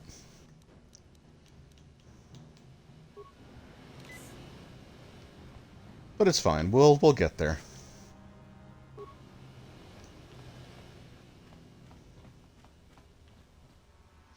And my character will be underleveled throughout pretty much most of Terrace, because there's only a couple more character levels that I'm actually going to be applying. What do you think just because you're in some gang, you don't have to give Davik his cut?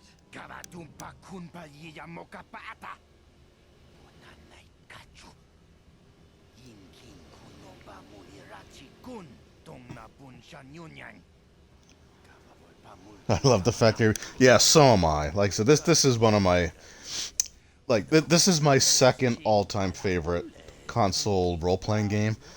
Just a smidge under Origins. And as far as like a Dungeons and like a D&D home console RPG, this is the best one for those rule set, by a mile.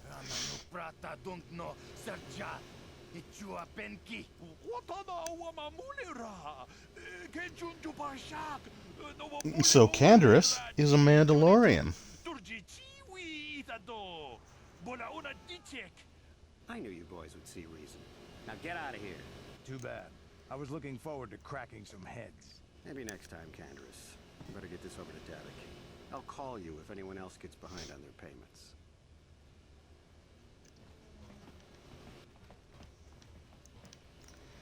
Yeah, so Candaris, he may be important as well. They actually think being in that pathetic little gang of theirs makes them important. Gadon keeps his hidden Becks in line, but Brezhik's getting dreams of grandeur. If Davik's smart, he'll slap that young punk back down. Yeah, I don't like punks. I'm someone you don't want to get on the bad side of. And I'm not one for smart. Can't argue that. I don't have time to stick around here anyway. Davik's got me working on a special assignment. Okay. There's another set of apartments that we can go into. Let's do it. I need credits because I'm going light side. Clearly everyone is working for Davik, so why are they... Yeah. Yeah, I don't know.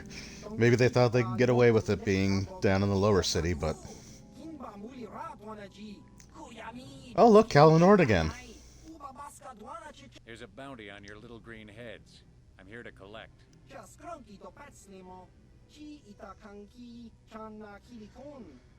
Okay, guys, we already know what he can do.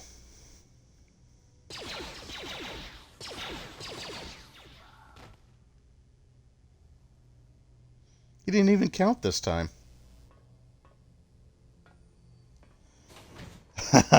Light side, but the family feud. Yeah, I know. I know that. So that is a scene that is pretty good. I might do a safety save before we get to that point, and then do both so you can see what it's like. But overall, I like to play light side. For the second game, I don't think you were here for the start of the stream, but for the Knights of the Old Republic 2, I'm actually going to leave that as a poll if you want me to do light side or dark side. But for now, I want to go light side. Okay, first thing we're going to do is heal up again. And then we're going to go attack these guys. Now, again, we were offered to buy energy shields early on, and they certainly would help, but there we go. So, just picked up another level. Oh, okay, that guy came out of nowhere. Whoops. Let's just deal with him first. Just to stop the debate before it starts, Callow shot first, and so did Han.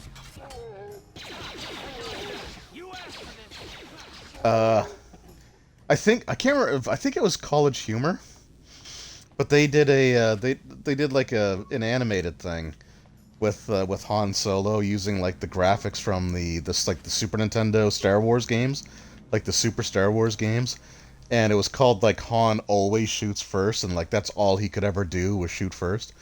All right, so here we got to level up.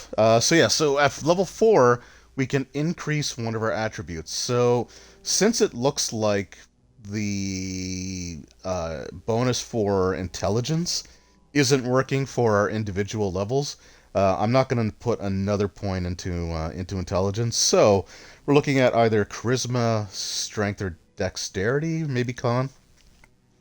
But I'm going to put it into strength because I'm using melee weapons. And again, similar to the actual D20 system, there's no difference in the attribute modifier between a 14 or 15. So I need to get that up to 16 before it actually increases anything, but that's fine. Repair, we're putting that up to a 7.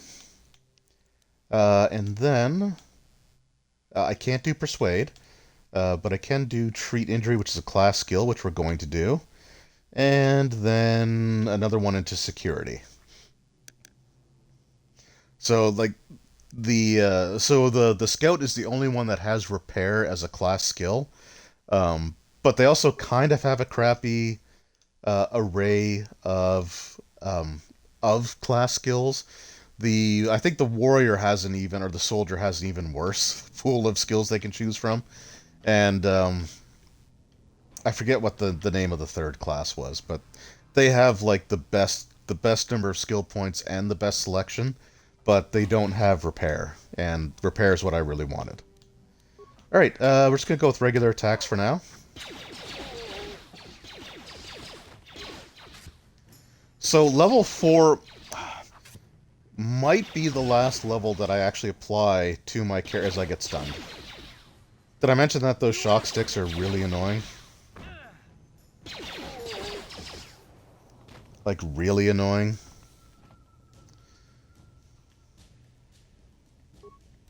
Okay, I'm just going to disable the mine. I really don't need it.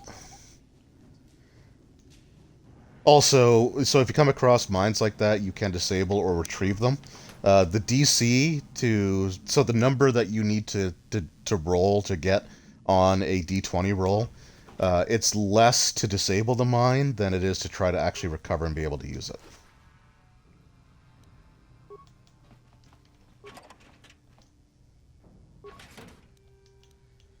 Okay, and I'm going to have to use another med kit.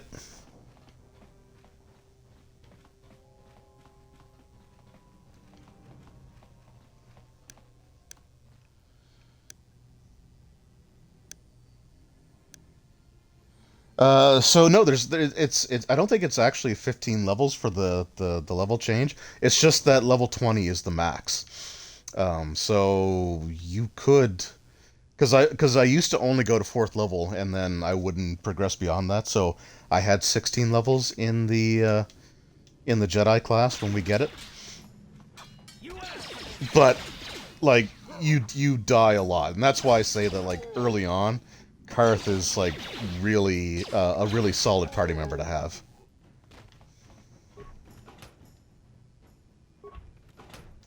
Because he's actually good at dual wielding those blasters. And I made a balanced character with my attributes. I didn't go with I didn't like they were 3 14s and 3 12s. Oops. So I went with a balanced build over like hyper focusing on one thing or the other. So there's really no dump stat.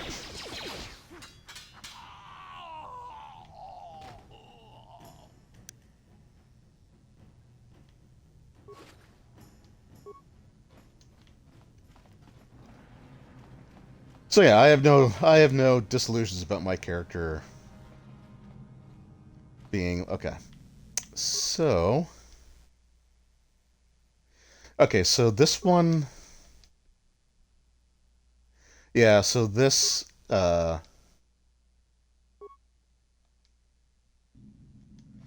this chest has a, so first of all we're going to disable the mine, but it has a series of passwords that we need to use in order to get into it. So the lock is computerized touch panel password entry system. Because the box is older, an off-planet model, there's no interface for you to try slice system. So I got to figure out the password. So, try to enter the password. So, what is the name of the pet? So that was Hyperdrive. The uncle taught the blaster. And Alderaan.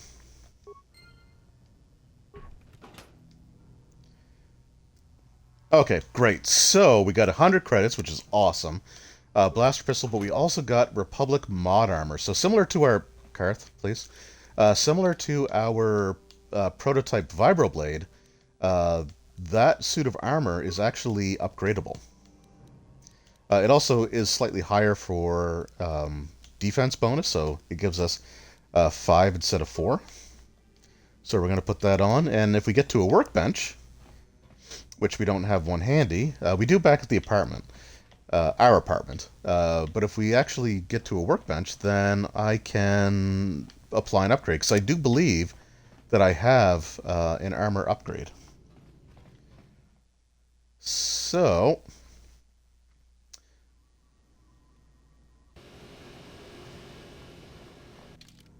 I might actually do that. Also, going back to your like safe place or your like your home base, wherever it may be. Like later on, it'll become a ship that we're a part of or that we own. It also regains like all of your health. So if I click Return to Hideout.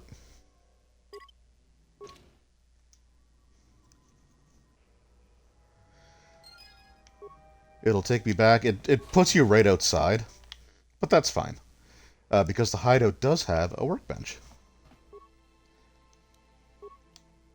So, did I get anything for the Vibroblade yet? I did not, but I did get something for the armor.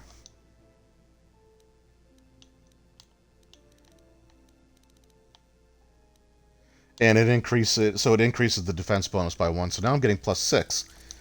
Instead of I'm getting 6 to the defense instead of 5 for the armor, so much better. Now, does Karth's blaster...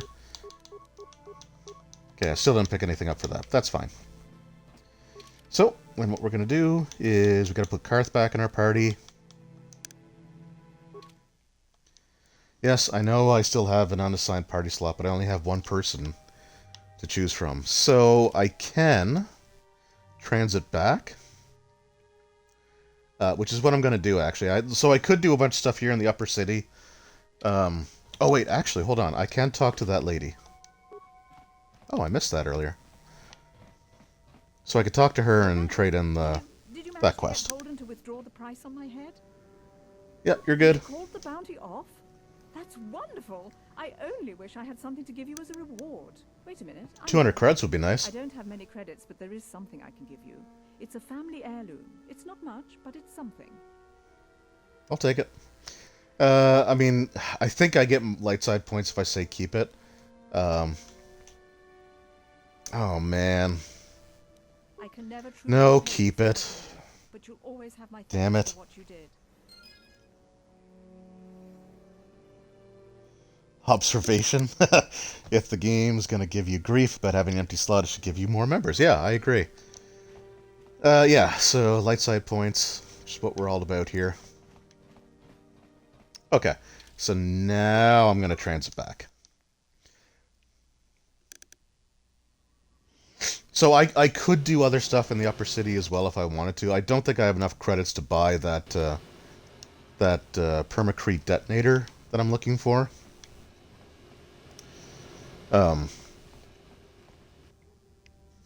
So there's no point, but if I do, in order to transit back easily like the way that I did, I'd have to go back into the apartment complex. Alright, so more Volk here, so let's just do it. And remember to press the right buttons.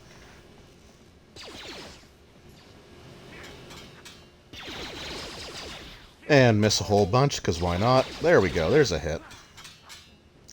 Well, I'm getting shot repeatedly. Well, I got one of them, so I'm useful. I participated. Also, I love the way that you had that comment appear the way that HK47 would say it.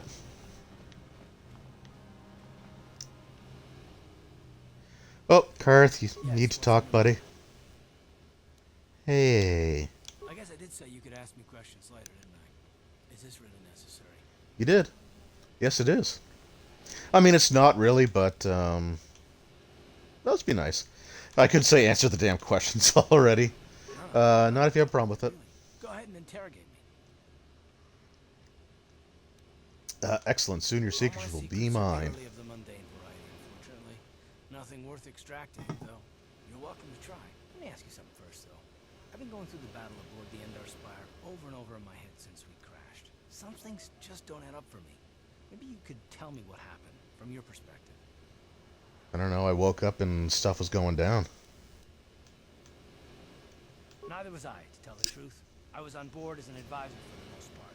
The battle began so fast it's anyone's guess as to what actually happened. We lost the ship and a lot of good people, and for what? In the hope that the Jedi powers would save us somehow? Not that Bastila had much of an opportunity to act. We didn't choose that battle anyway. It got forced on us. Hell, I'm just as surprised that any of us are alive to talk about it. Come to think of it, it's more than a little surprising that you happen to be here, isn't it? I mean, just what is your position with the Republic fleet anyway? Don't you know? Everybody seemingly knows what I am. I'm a scout. I'm a scout. Still, it seems a bit strange that someone who is a last-minute addition to the crew roster is one of the survivors.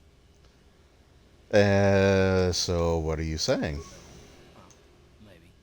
Don't get me wrong, it just seems odd that someone Bastila's party specifically requested to transfer aboard happens to survive. I don't know, doesn't it make sense? Like, she asked me to be on there for a reason. Maybe it's because I'm good at what I do. Not that you've seen too much of that yet, but... The Jedi requested numerous things when they came on board, but hell, they practically took over the ship as far as I could tell. Considering your connection to Bastila and the Jedi, whether you know it or not, your presence here seems a little convenient. I'm probably wrong, and this is yes, you are. Nothing, I know. It's not. A long time ago not to take things at face value ever, and I hate surprises.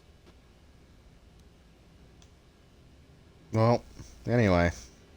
I mean, What do you mean by surprises? Just to be safe.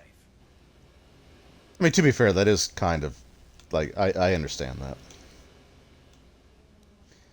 You do know we're on the same side, though, right? You know, we're bros.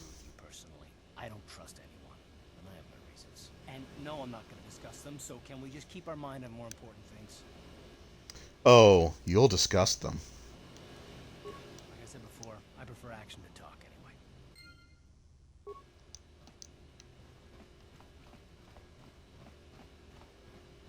Hold on there, civilian. Only those with official Sith business are allowed into the Undercity. Unless you've got the proper security papers, you better just turn around and go back the way you came. Okay, fair. Good. I don't have time for this foolishness. Down here, we run a tight ship, not like the slipshod operations in the upper city. Yeah, ugh, the upper city, am I right? I also hate that I'm already almost dead again. Alright, let's just do it. Okay, so I think now we can actually go. I think I could have done this before anyway, but just go through the dialogue. Unfortunately, I can't just change into the uniform right in front of them and have that work. So I need to go to the Hidden Becks and talk to them. Because we might be able to help each other. Hey, you can't just walk in here. This is the Hidden Beck base. How do I know you're not a Vulcan spy sent to kill Gadon Thek? Okay, paranoid much?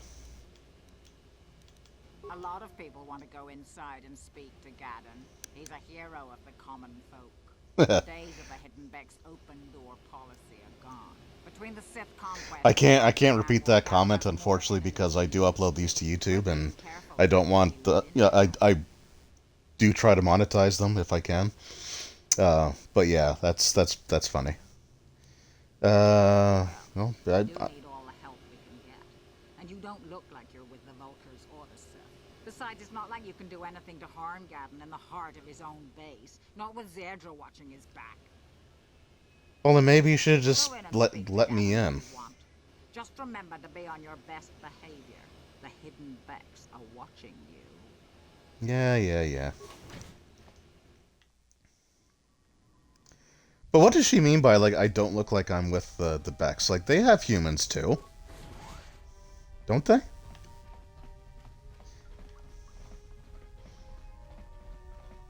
Hold it right there.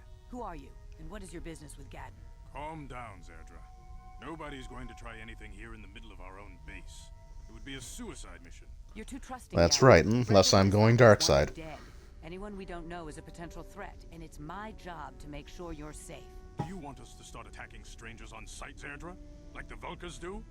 I will never let it come to that. Now step aside and let them pass. As you wish. Yeah, again, they're the good street gang. They're just trying to save the rec center. Jesus. You guys need to chill out. Ever since Brejik and the Vulkars began this war against us, she's been a little overzealous in her security duties. The problems with the Sith haven't helped things. Zerdra seems to forget that I know how to look after myself. Now, how can I help you? Yeah, I need information on the Republic escape pods. You know, I heard the Sith have been asking around the upper city about them as well. But you don't look like you're with the Sith. They might be spies, Gadden. They might be working for the Sith. Calm down, Zerdra. I mean, like, what does that mean? Like, I don't look like I'm working with the Sith. Down our door. No, I think this off-worlder has his own agenda. Don't worry, you can totally trust me. It's not like it could do any harm to me or my gang, but it might cause problems for the Rec centers are dangerous businesses. Well, they're always under threat of being demolished to make way for like a high-rise apartment complex. First, considering what my spies reported the Vulkars found, a female Republic officer named Bastila survived the crash. We Becks don't believe in intergalactic slavery, but the Vulkars aren't so picky. They took her prisoner. Yeah, that's why they're the bad guys. Normally, oh well, yeah, I can't let that happen. Slave and sell them for a nice profit to Davik, or an off-world slaver. But a Republic officer is no ordinary catch. I still think Bastila is just a Republic officer. That could work to our advantage. Maybe she'll even figure out a way to escape from the Vulkar base on her own. Yeah, just say that out loud, Karth. Like. Scum at the base. Brejik's probably got your Republic friend hidden away somewhere safe until the big swoop race. You'll never find her. I'm afraid. Well, there has to be some way I can help her. Pawn in Brejik's game to take over the lower city. He's offered her up as the Vulkar's share of the prize in the annual swoop gang race. By putting up such a valuable prize, Brejik hopes to win the loyalty of some of the smaller gangs. Their numbers will allow him to finally destroy me and my followers. So how do you and the rec center rescuing Bastila then? Well, we can't fight all the gangs. The only hope you have of rescuing Bastila is to somehow win the big season opener of the swoop race. I might be able to okay. help with this, if you'd be willing to help us. We both have something to gain here, and much to lose. The swoop race. Go on. I could sponsor you as a rider for the Hiddenbecks this year. If you win the race, you'll win your friend's freedom. But first, you have to do something for me. My mechanics have developed an accelerator for a swoop engine. A bike with the accelerator installed can beat any other swoop out there. But the Vulkars stole the prototype from us. They plan to use it to guarantee a victory in this year's swoop race. I need you to break into their base and steal it back. Yeah. Come on, everyone, let's race the swoop bikes for the kid. It does kind of feel like, you know, those old TV shows or, you know, made-for-TV movies where, like, you do save the rec center by, you know, like, winning the big ski race or stuff like that. I love it. It's a cliche, but I love it. Getting into the Vulkar base won't be easy. The front doors are locked tight.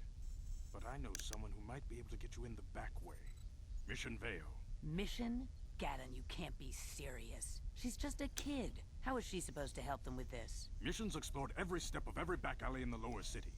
Plus, she knows the undercity sewers better than anyone. If anyone can get inside the Vulkar base, it's her. That's right.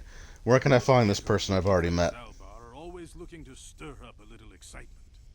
They like to go exploring in the Undercity, despite the dangers. Your best bet is to look for her in the Undercity. But you'll need some way past the Sith guard post at the elevator. If only there was someone who could help me. Disguise might have worked on the Upper City guard, but the security down here is much tougher. Boy, did it ever. You'll need the proper papers to get past him. Luckily, my gang ambushed one of the Sith patrols headed down to the Undercity. They never made it, and their security papers fell into my hands. Since we're working together now, I suppose I could give them to you in exchange for your uniforms. With the security papers, you won't need a disguise anyway. I mean, it was just the one uniform, but okay. Thanks for the uniforms. It's crappy armor anyway. It's Security papers anyway. Now, is there anything else I can do for you? nope. I suggest you hurry. The swoop race is coming up, and we want you to have time to practice before the race. Yeah, it'll be ready. The race won't start until I say it does. And that's not me being overconfident or anything. That's just the way these games work. It's like in Skyrim, when it's like there's a dragon attacking the city, you must get there immediately before it destroys everything. Like, hurry, it's of the utmost importance. And then you spend like 3 months in game just running around, picking flowers, going through caves, and then by the time you get there, they're like, oh my god, you just arrived in time. Like, it'll wait for me. I think I'm going the wrong way. That's fine.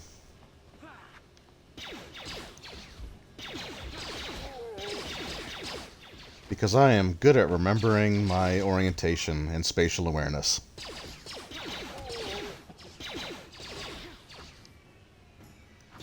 I mean, don't get me wrong, like, Skyrim's a great game. Like, I'm not taking anything away from it, but I was actually talking to a friend of mine, and we were sort of, like, relating some of these, like, types of... Hello? Attack, please. Or not, that's fine. Okay, Karth, did you really need to do that?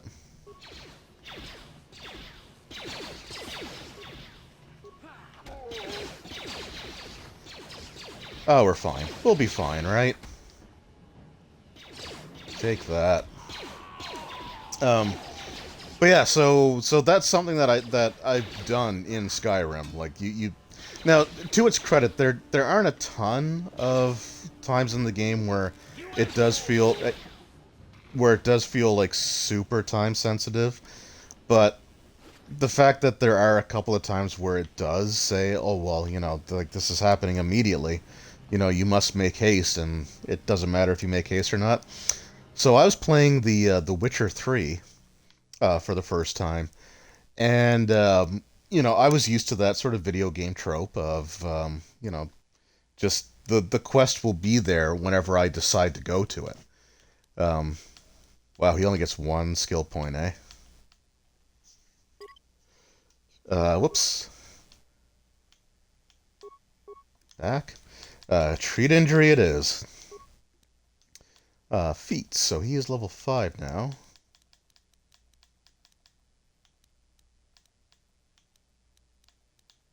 Let's give him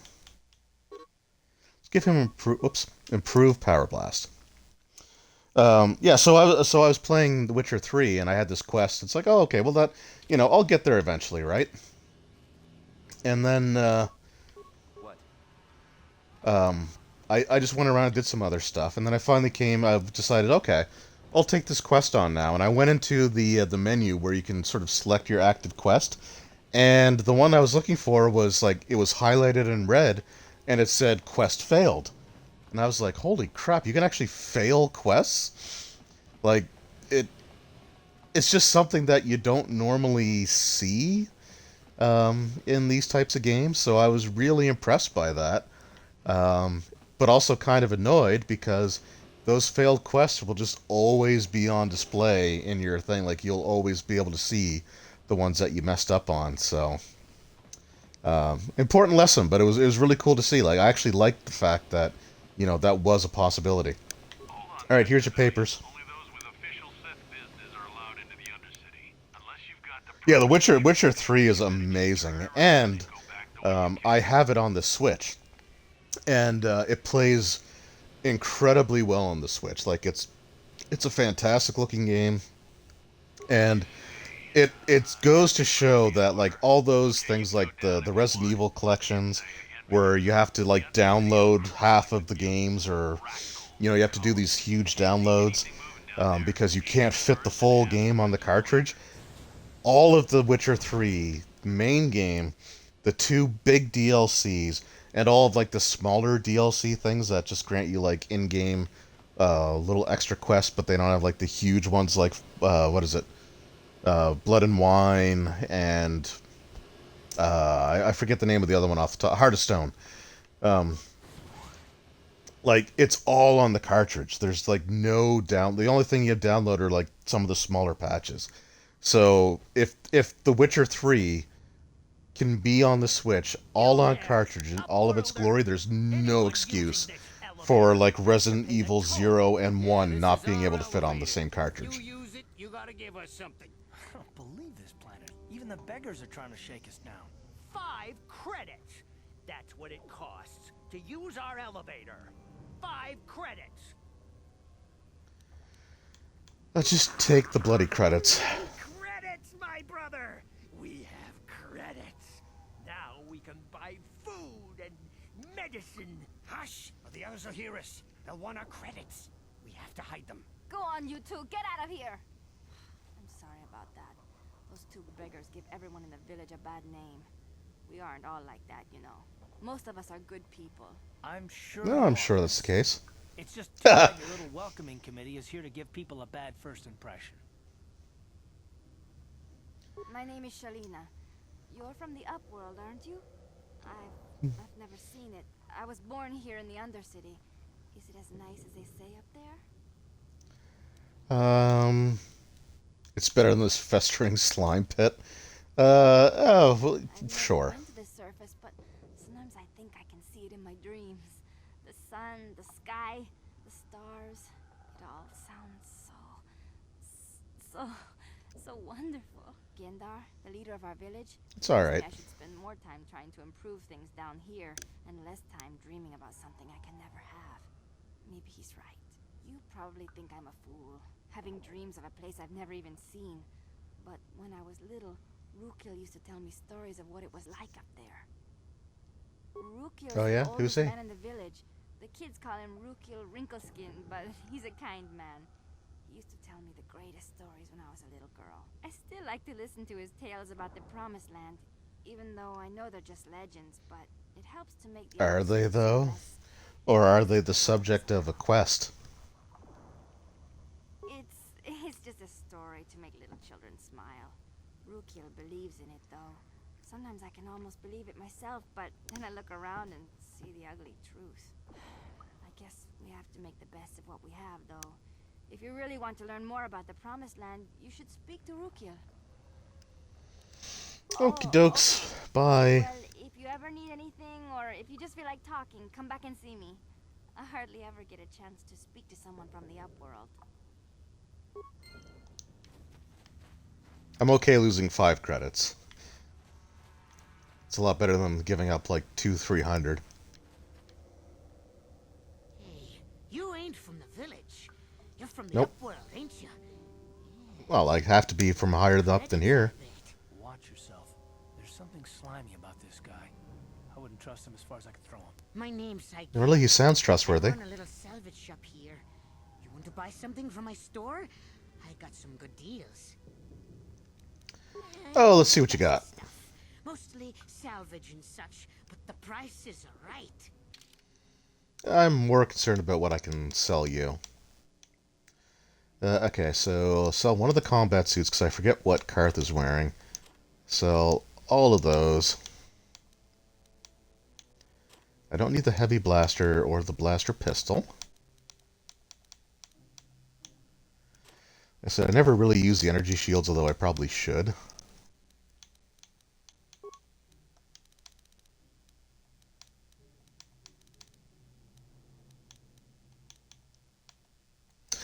Okay, so the vibration cell, that's actually pretty decent. Yeah, I'm actually going to buy that because I could put that on my weapon.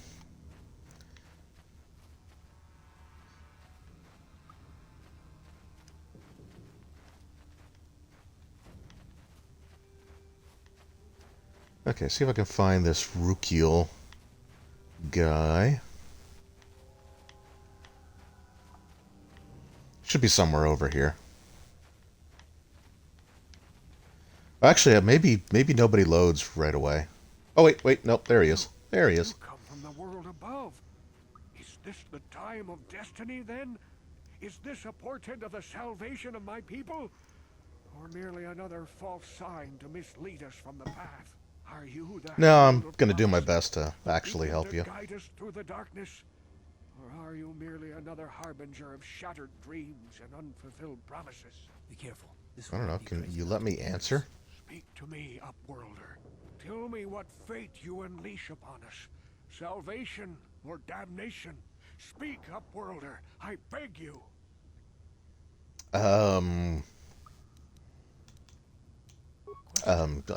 would like to help.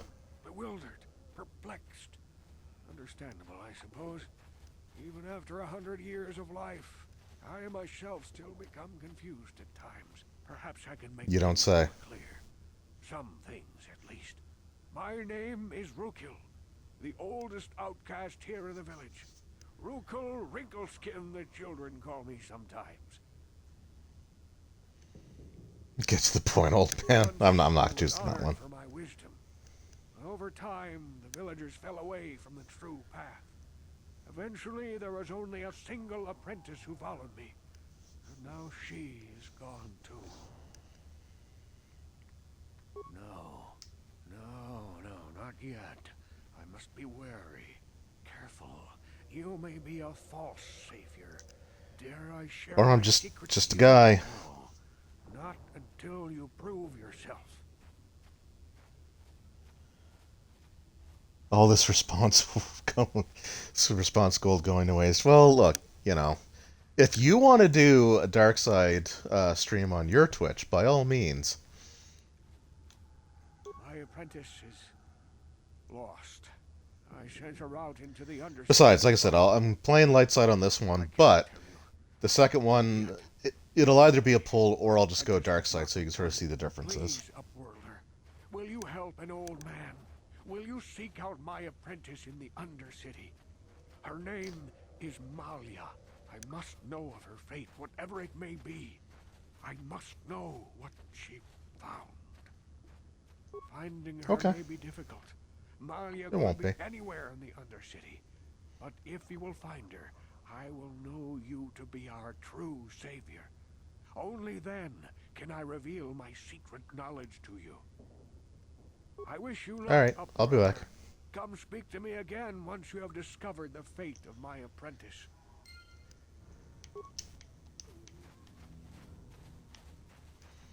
Alright, so I believe this is the... No, that's the healer, okay. I don't want to go there just yet.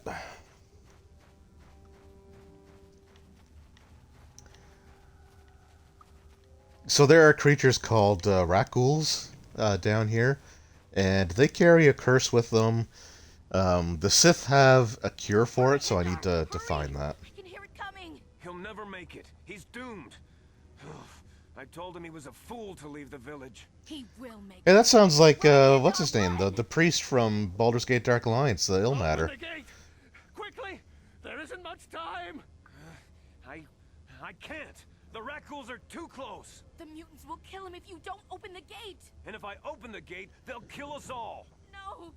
You can't do this! It isn't fair! Please, make him open the gate. Hindar will die if he doesn't. I can't open the gate. Not while the Rakghouls are so near. Did they place the Rakghouls there on purpose? I'll take care of it. Stranger? You're brave, Upworlder. I'll open the gate. I am. For you, but you gotta I'm be playing quick. light side. In a few seconds, I must close and lock it again. Yeah, that's gotta be Fayed from Dark Alliance, the Temple of Ilmater.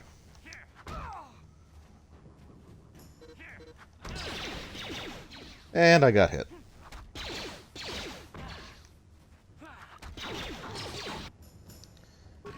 Okay. Good fight. So I'm actually not going to use...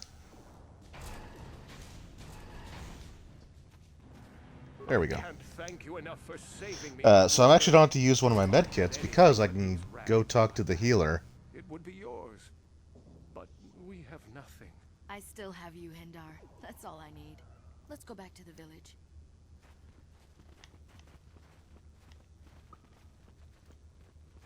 Alright, thank you.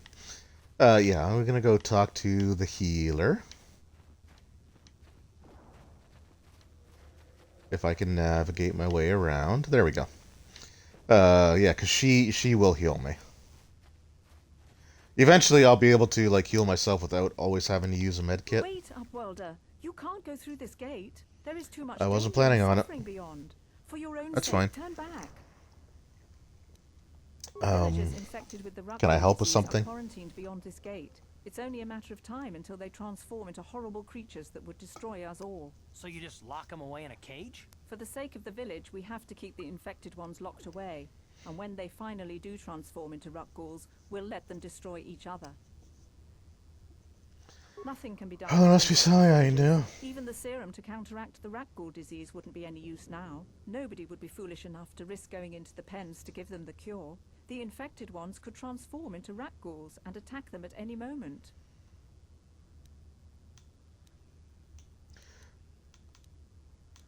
If you have Okay, well, I questions, can't do speak to anything yet Dengar. for them. He's the leader of this village, but despite my medical training, there is nothing I can do to help the poor souls locked on the other side of this gate.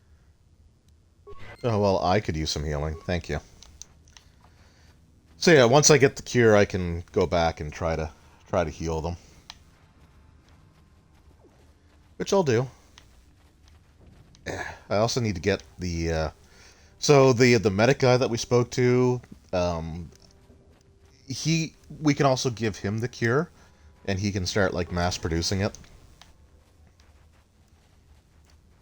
So I just need to find basically a Sith patrol. Even the Becks won't help me. But I can't just leave him there. He's my friend. You'll help me, won't you? It's Zalbar. He's in trouble. Big trouble. We have to help him. If we don't, they'll sell him into slavery. Okay, so who is them? We were just wandering around here in the Undercity. You know, looking for stuff we could find. Just kind of exploring. We do it all the time. I guess with a Wookiee at your side, you gotta figure you can handle the odd Rakghoul attack. Only this time, they were waiting for us. Can't argue that. Glorian slave hunters. We didn't even have a chance to run. Big Z threw himself at him and then roared for me to run. I took off. I figured Zalbar would be right behind me. But there were too many of them. He couldn't get away. They're going to sell him to a slaver, I just know it. I don't know. Alright, where'd they take him? The Morians like to hang out in the sewers. The stink reminds them of home, I guess. That's probably where they took Big Z. More than likely. It's a deal. As soon as we get Big Z back, I'll show you a way into that Vulcar base. Now come on! We have to find Zalba before they sell him to slavers, or worse. Do you know where he's being kept? The Gamorreans make their camps in the sewers. I bet that's where we'll find Zalbar. And that's where I'll show you the secret entrance into the Vulcar compound. Alright, so now we finally have a third party member. And she's auto-selected, so we don't have to worry about that. But we can also level her up. So attributes. So 16 dex is pretty good. Wisdom, not really worried about that for her. It does affect your ability to, I think, for saving throws as well. But let's stick with dexterity. And then for skills,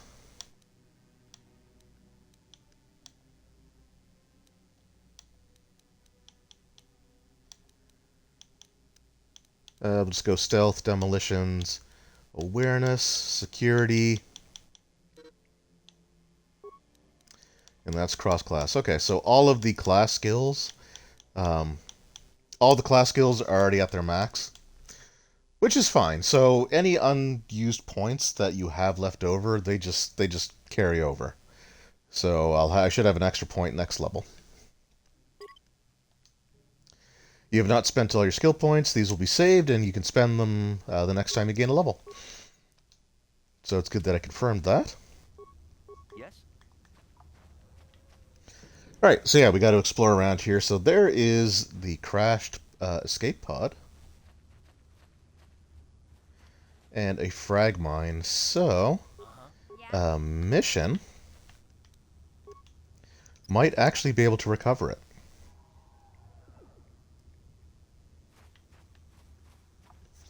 Okay, great. So, whoops. I didn't actually mean to disable that one.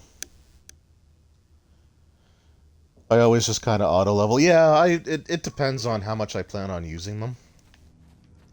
But, I don't know. I like going through and doing the actual leveling. Please. I can feel it inside my skin. Something growing. Like some kind of hideous disease. So this is where Star Wars crosses over with Alien. Get away from me, you diseased freak. No. Yeah, I'm sorry, there's nothing I can do for you. Yeah, it doesn't matter what you say, that he will always transform.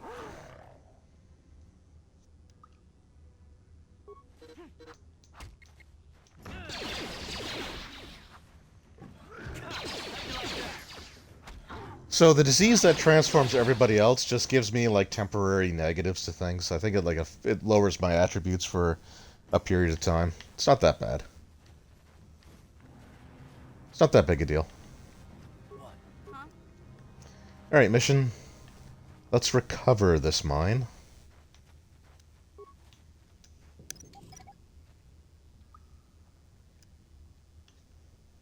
Yes? What? Huh? What? There we go. And turn around. There we go. Okay, cool. Alright, so I gotta search around here. There's gonna be a few, like, there should be like a dead Sith patrol. There's a live Sith patrol there. You there, civilian. This is a restricted area. What are you doing down here? I've got papers. Just take your time. Security papers. Oh, you're one of those trackers the commander sent down, right? They should have given you Yeah. It's nasty down here. We've already lost one patrol. We figure the Rak ghouls got them. We've had so many encounters with those things, we've actually run out of Rak ghoul serum.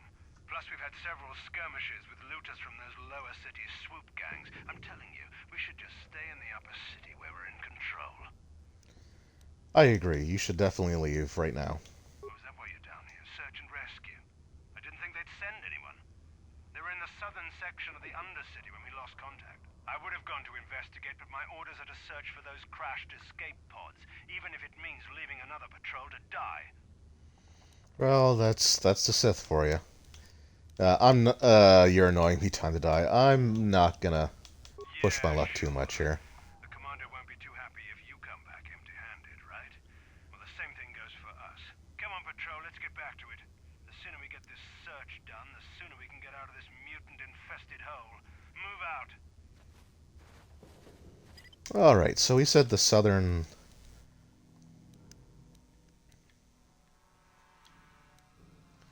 Okay, yeah, so that's the camp there. Escape pod. Okay, so we just basically keep going down this way. There's some more rat ghouls.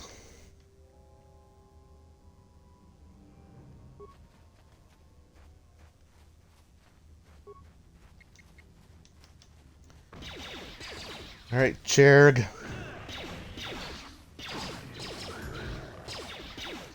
Part of me wants to make Mission a melee fighter as well.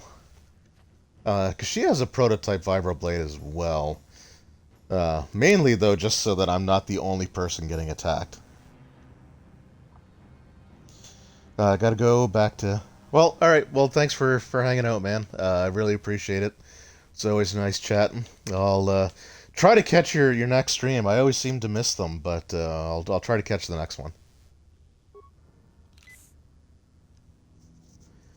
Also, I'm going to see if I can let this disease wear... That's a lot of them.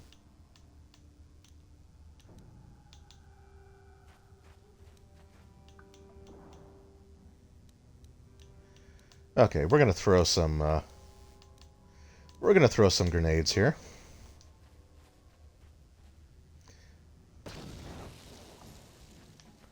Would have preferred to hit the... Oh, okay, we actually got both of them.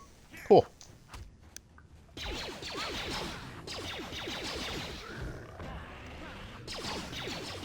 Oh, I am so going down. Yep,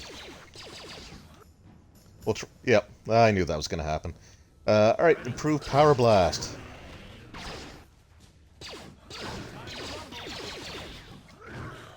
And we'll just keep doing that.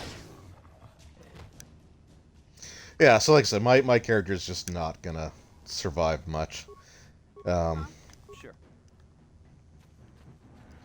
Which sucks, like there's no health regeneration. But we found a Sith soldier. So we got some med packs, we have some antidote kits which are good, and we've got the Rakghoul serum. So, with that, I'm going to return to the hideout, which will heal me back up to full. I did get that power cell, so I'm going to go here and actually modify my weapon.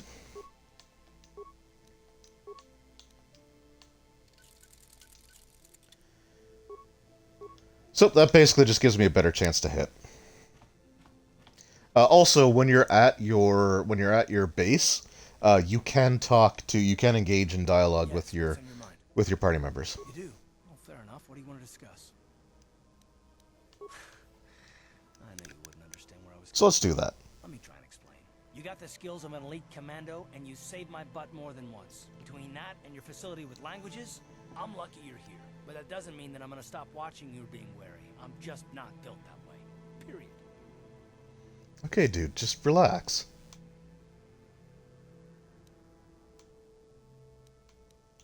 I don't know that yet.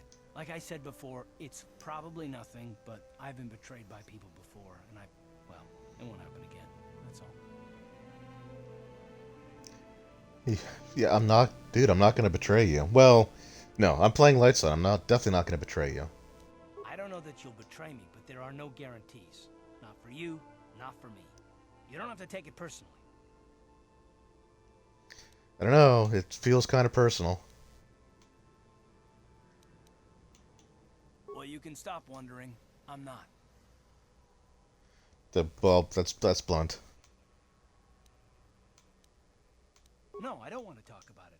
What I want is to save the galaxy, if that's even possible. Why is whether or not I trust you or anyone so damned important to you? Why do you even care? We don't have time. Well, because we're friggin' adventuring together. Now, can we pick it up later? All right.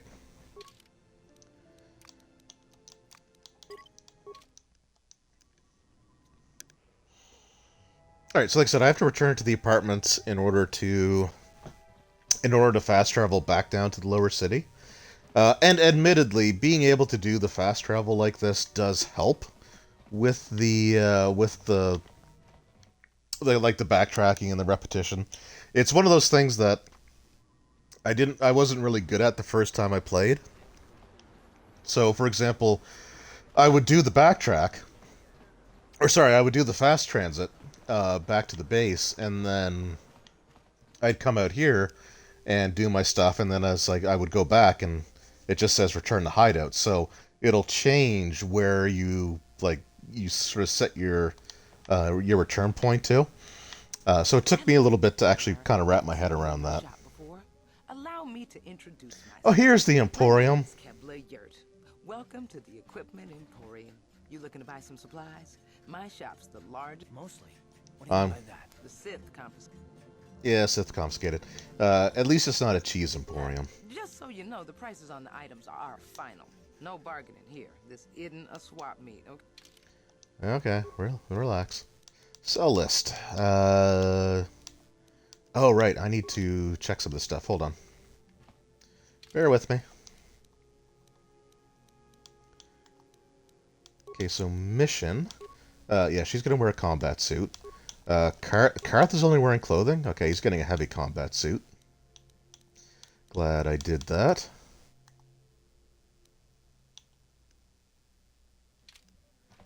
Okay, I can sell... Oops. I can sell that vibroblade now. I don't need that. Okay, have it your way. Oh, I get... Never mind. I guess you can talk to your party members. I didn't think you could actually talk to them, unless they prompt you to do it. I guess I was wrong about that, so it's fine. It's been a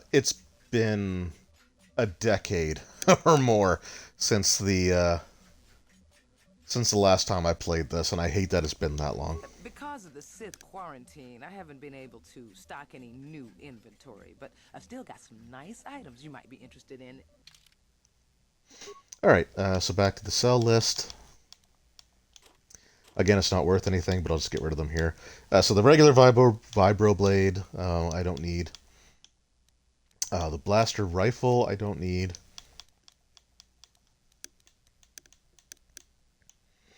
The mines, I don't need those. Oh, the beam splitter. Okay, yeah, that's a good upgrade. I should have put on Karth's weapon. I'll do that before I teleport back down. But let's go to the buy list and see what we got for that permacrete detonator.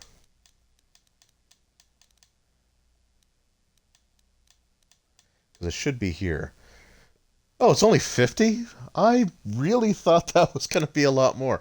I was figuring that was going to be like 200 or something like that. But yeah, I'll take that now. I don't think there's really anything else that I want to take currently. So, that's good. And then I got to make my way to the medical place. The clinic, which is on this map.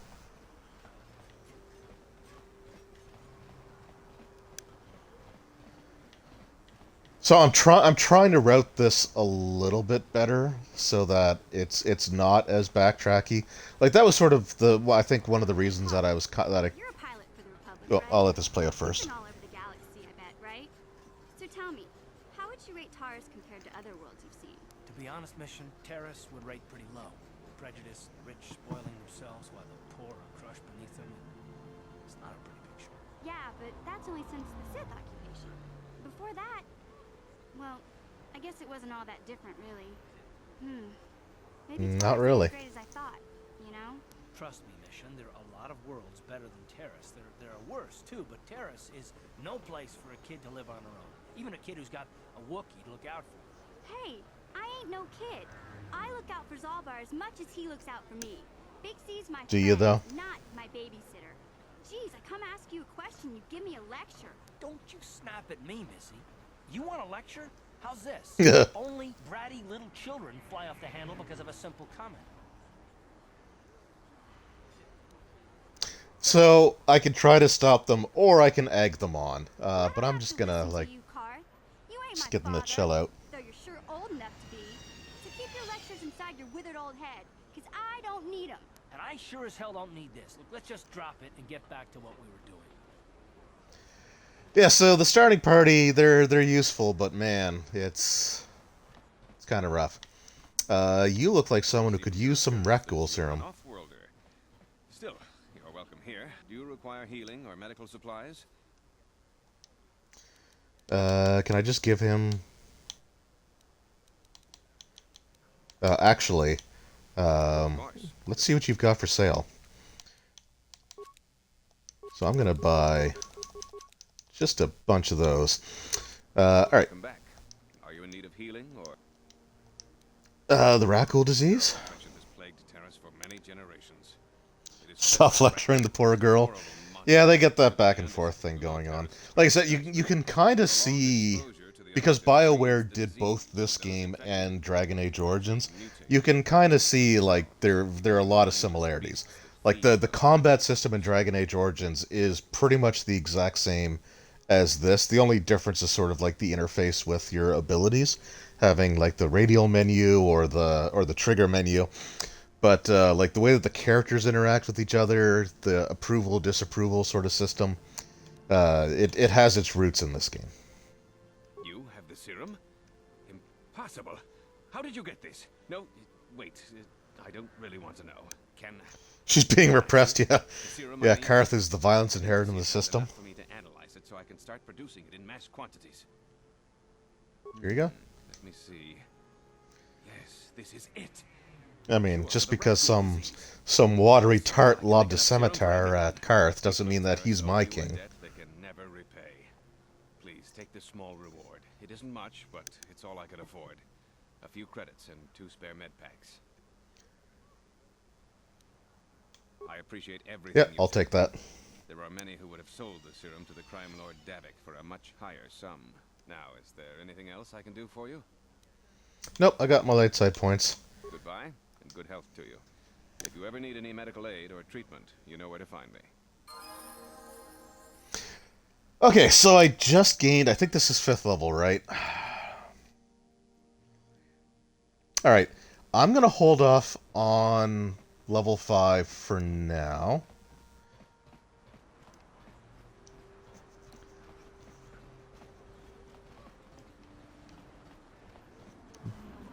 And I know that sound like, as I said, if you didn't see earlier in the stream, because I've seen like some people sort of like pop in and out, this game has a hard cap of level 20 for your characters, and shortly after we leave Terrace, we do have the ability to change our class into one of the Jedi classes. But in order to so I want to have as many possible Jedi levels as I can. I may take a level. I may take that 5th level. We'll see how things go. But for now, I want to hold off on it.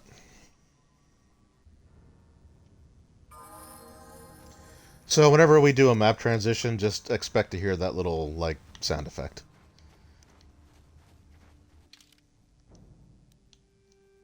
Oh, do I still have that? Do I have any of the serum on me? I do not. Okay, I probably should have tried to buy, because I think I could buy some from him. Can I talk to you for a second? Are you ready? Oh, this ought to be good. Or is this gonna be another childish tantrum? Tantrum? I'm trying to apologize, you nerf herder. I mean... Hey, that's our word. I didn't mean to get mad at you. It's just... That's a reference to the Family Guy Star Wars, if you haven't seen them. And I'm sorry about what I said too. I'm just a little on edge lately. Not surprising considering all we've been through, but I shouldn't take it out on you. Aw, you guys. You have to know that we don't think you're helpless. I mean, look where we are. Look at what we're doing. You're not just along for the ride. We need you. You really mean it, don't you? Nobody's ever said anything like that to me before. Not even Big Z. He might think it, but he's not really one for words, you know. Are any Wookiees really one for words? I know it is. Or just gargling? Hear a few words of encouragement.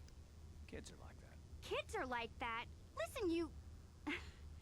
Oh, I get it. Okay, you got me. You're pretty funny, Karth, for an old guy. Come on, geezer. Let's get back to what we were doing. Alright, so I still got to try to find the apprentice to old, was it Rukul Wrinkleskin?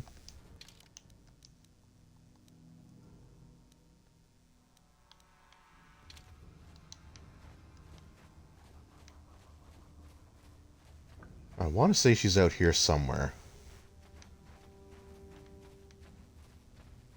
So this will be the me wandering aimlessly. Hey there. What can I do for you? What's on your mind, mission? Really? You want to know about me? Nobody's ever really been interested in me before. What do you want to know? I don't... Okay, so... I know this game was made almost 2 decades ago, but man, the wording of the first one just sounds so wrong. So I'm going to go with, where are your parents? Don't you have a family? My parents... So I don't want to think about a young Twi'lek and a Wookiee hooking up. Until the day I saw Zalbar in the lower city. I could tell right away he was in trouble. This was before the gang wars were out of hand. But even then, the Vulkars were scum. A few of them were hassling Big Z, trying to pick a fight, but he wasn't looking for trouble. Hey, nobody Yeah, who the hell would want to pick a fight with a Wookiee?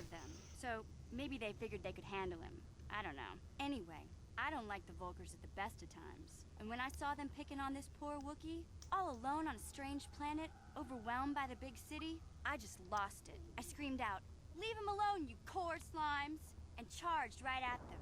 Well, one of them saw me coming and slapped me so hard he just about knocked me cold.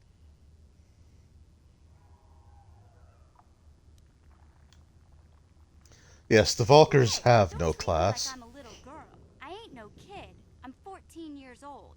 Those Vulkars didn't scare me. They're nothing but cowards. I knew how to deal with them. Of course, I never got the chance. I guess Zalbar didn't like seeing me get smacked around. He let out this howl and yanked that Vulkar a meter up off the ground and held him there by his throat. Yeah, that sounds like something that a Wookiee would do. Could your story be more boring? Screamed and ran off. Can't say I blame them. The first time you see an angry Wookiee up close, It isn't a pretty sight. I thought Zalbar was gonna rip that punk's arms off and beat him to death with his own fists. The Volker was so scared, he fainted. Or maybe it was Big Z's breath just knocked him out. I keep telling Zalbar to Either way, those choppers of his, but he never results are the same. Just stay upwind when he's speaking and you'll be fine. Anyway, I knew those Volkers would be back with friends, so I grabbed Zalbar and we took off. Ever since then, we've been a team. We look out for each other, you know? Okay, well, how did he get here? Back on Kashyyyk. That's all I know, really. Big Z doesn't like to talk about it. In case you didn't notice, he's the strong, silent type. Doesn't much matter to me, though. Oh, I wish he was silent. Not what he was. He and Zalbar like to live in the present. So I don't want to spoil too much, but we do eventually go to Kashyyyk. And you're going to get your full of Wookiee noises when we get there. I know I sure as hell do. More than he looks out for me, you know. Big Z's a little bit too gullible to make it alone on the mean streets of the lower city. Yeah, I suppose you're right. Like I used to tell my brother, fast talk and slick words don't get the job done. My brother's a touchy subject, you know. It just so happens I don't really feel like talking about him right now. No, of course not. It's not like I have to worry about any touchy subjects with you guys. Alright.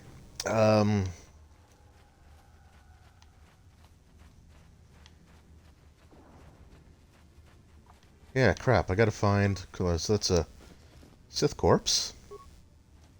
Okay.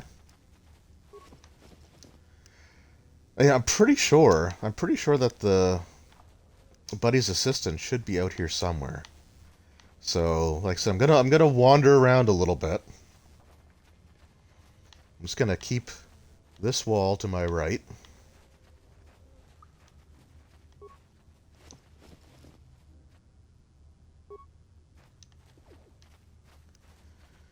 Just walk around for a little bit, because... Anyway, so the assistant will have a data pad, and it leads to a kind of a quest where I have to collect a bunch of other data pads. All about this promised land. Location of prophecy. For these undercity folk.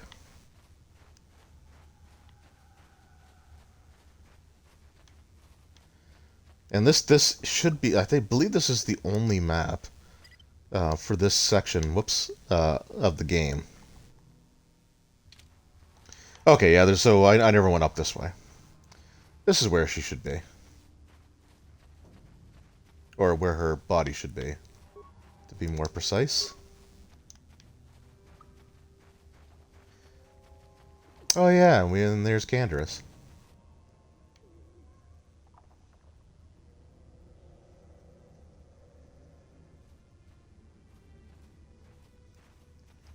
Now, like, seeing as how he's a Mandalorian, I would love to make, like, quotes from the show Mandalorian, but I've never actually watched it. Settle down, kid. We've already lost enough men to those damn rat ghouls. The last thing we Truth be told, the Last Jedi really killed my interest in Star Wars. And I know that Mandalorian is really good, like, I've heard a lot of good things about it, but I just have no drive to watch it. Do yourself a favor and just head back from where you came.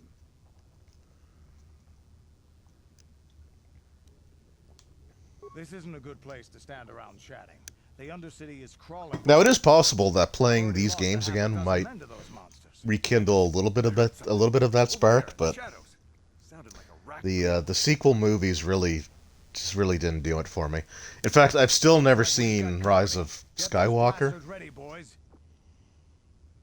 I've heard plenty about it, but I'm not interested.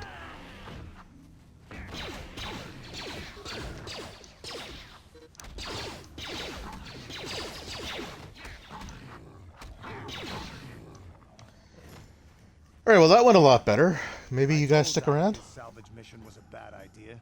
His men aren't trained for this kind of thing, and I can't babysit them all. Okay, boys. We're getting out of here before I lose anyone else. I can't carry all this salvage back by myself. You'd be smart to get out of here as well. Even if you can handle the rat ghouls, I doubt there's anything worth finding anymore. Come on, boys. Okay, bye.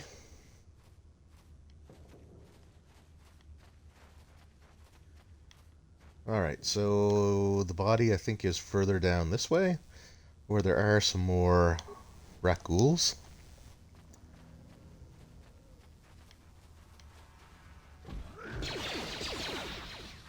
So let's take them out. Actually, that's going pretty good. So the fiends are also like, so they're like the, I guess I don't want to say elite, but they are like the tougher version of the regular rat-ghouls. You shouldn't judge the man. No. It's not that I'm judging the Mandalorian. Like I said, I know the Mandalorian is good. I've heard a lot of good things about it.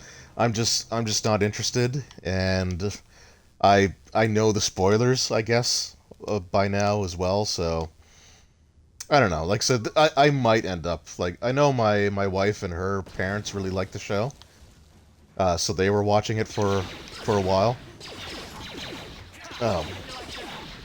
So I think I have access to them. I just haven't had like the particular drive to watch it. And like we usually watch TV shows together, and she's already seen them, so I don't know if I would really watch them myself during the day, sort of thing. So I don't know. I mean, if like I said, if there's one thing I've learned, it's to never say never. Because as you know, I said I would never run D&D 3.5, and you're playing in that 3.5 game that I'm running, so for now I'm not interested, but again, that can always change.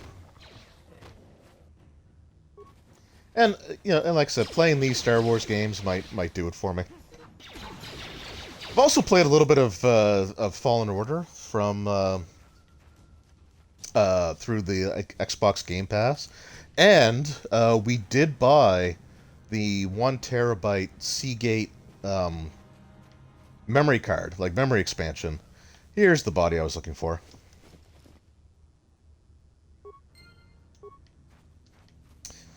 So I was actually able to, we were actually able to pick that up. So it's doubled the storage space on this console, which means that I can download more stuff. So I was like, there were a few games that I had on here that I just had to delete or uninstall because I needed space for other stuff. Yeah, and Sunday is Savage. Yes, Sunday is Savage Tide. So, it's Saturday morning for me technically right now, but yeah, I'm looking forward to it. It's one of those things. I know we've sort of had this conversation, but I'm enjoying it, and I feel a lot more nostalgic about D&D 3.5 than I ever thought. And this game will also bring that out of me, because this is like basically the 3rd edition D&D system, just in Star Wars form. Okay, I need to get back to... There it is. Deliver this journal so that Buddy will trust me.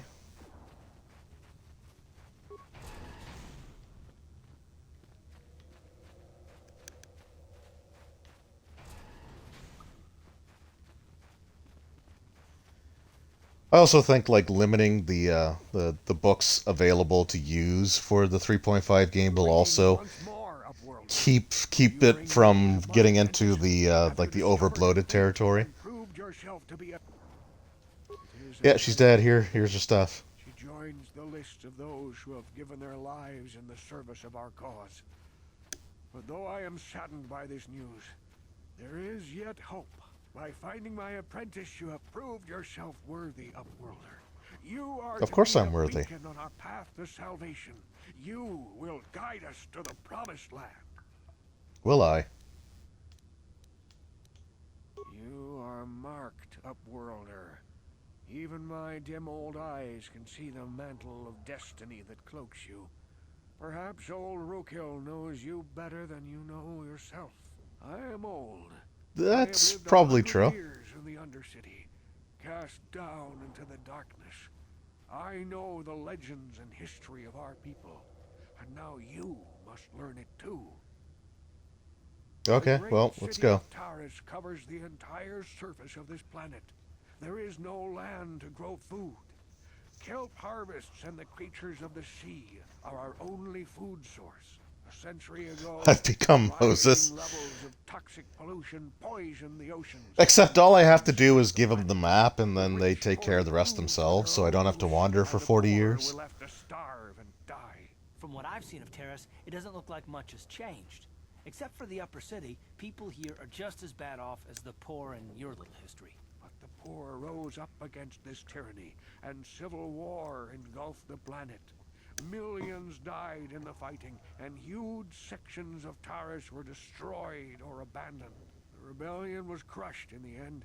Thousands were taken prisoner. The jails could not hold them all, and so the practice of banishing all prisoners to the Undercity was born. So is this just like Terrace's Australia? Many brave men and women were banished here to the Undercity for their part in the rebellion. People like my father and grandfather were cast down, along with their families. What did you expect? If they could get away with it, the Teresian nobles would stuff their own mothers down here to make more room in the upper city. Now we live a dark existence beneath the streets of Terrace. A life devoid of all hope but one, the Promised Land. And you will be the one to show us the way to get there. Alright, what do I gotta do? Legends tell of a self-sufficient colony founded just before the famine and lost during the Civil War. A paradise beneath the Undercity where Droid servants tend to every need. For many years I searched for the Promised Land, just as my grandfather and father did before me. When I became old and gray, my apprentice continued the search on my behalf. Sounds like a myth to me. Something to give the people here some false hope to cling to so they don't go mad with despair. I have collected many clues hinting at its location. The journal of my apprentice provides yet more information. But still, there are too many pieces missing from this puzzle. But I know my father and grandfather each had journals where they recorded their own discoveries. Perhaps with their journals, I could at last uncover its hidden location. So, like, do you not have their journals? Well done. However, I see that this journal alone does not have enough clues for me to solve this mystery. Too many pieces are still missing. I'm afraid that only with all three journals, my grandfather's, my father's, and my apprentice's, will I be But why don't you have your... Anyway. It's a fetch quest, so... journal with you for safekeeping for now. Perhaps it will aid you in your search for the others. I wish you luck, Upworlder. Well, that's okay, so that's how we lost the other two. Alright.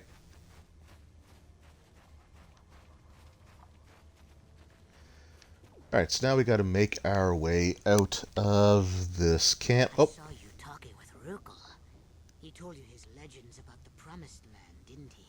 He told you all about his missing apprentice and the other lost explorers, right? You know. Yes, person with a super trustworthy voice. They figure he's nothing but an old cook, but I think there might be some truth in what he's saying. That's why I want to stop him. Yeah, that's not gonna happen. I've got things pretty good. The village relies on me to bring in food and supplies. I'm an important man. If it wasn't for Gendar, I'd be running this place. I get the feeling if it wasn't for Gendar, this place would be a lot worse off than it is. But if Rukel... You nailed it there, Karth. I'm sunk. People won't need to rely on me anymore. I'll just be another Aww. like all the rest of the villagers. I won't let that happen. Yeah, well, you have no say in the matter. You want me to kill Rukel to shut him up? Yeah. No, I'm just gonna... I know I'm judging you. If I want to survive down here, I've got to look out for number one. The two explorers who went searching for the Promised Land might have found something. They might have found clues or evidence, just like Rukel's apprentice. They would have recorded that information in their journals. I'll pay you if you bring all three journals to me. The two from the explorers and the one from Rukel's apprentice. Then I can destroy the evidence and make sure nobody ever finds the Yeah, Promised so, Land.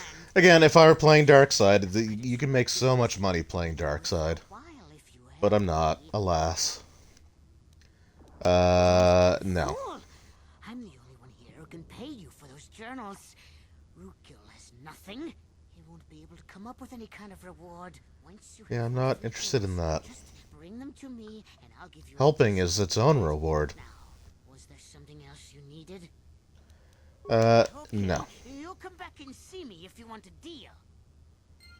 Yeah, I won't.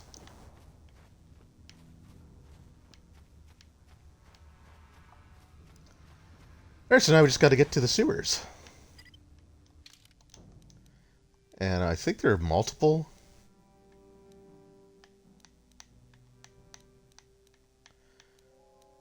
Yeah, there's a couple of different ways we can get to the sewers. So let's just go this way up here.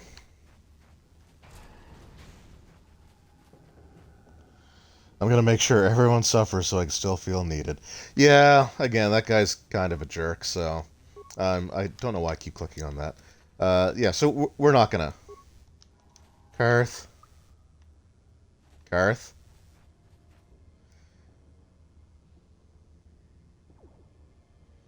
Alright, thanks for joining us, buddy.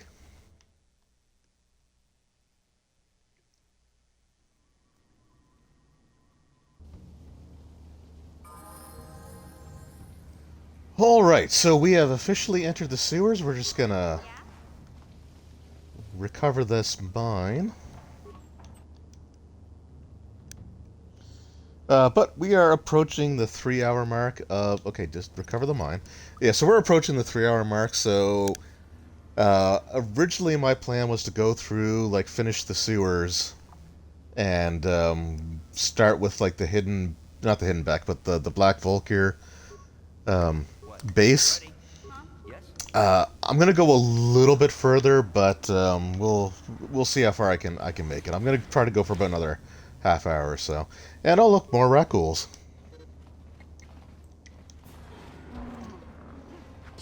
I do got to start using the left and right triggers to target. Also, it'd be great if you could hit. Absolutely none of that was me.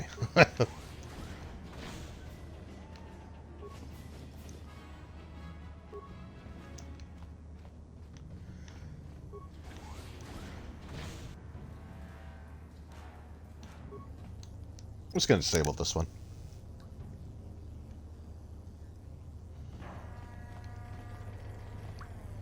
Alright, so there is a force field there. Oh, alright. Relax. Settle down. I've got the codes to lower the shield, but we have to rescue Zalbar from those Gamorreans.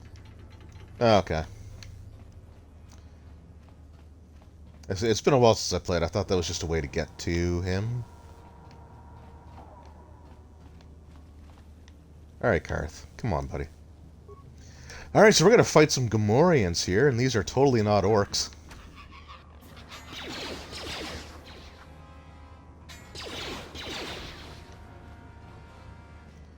Oh, I participated.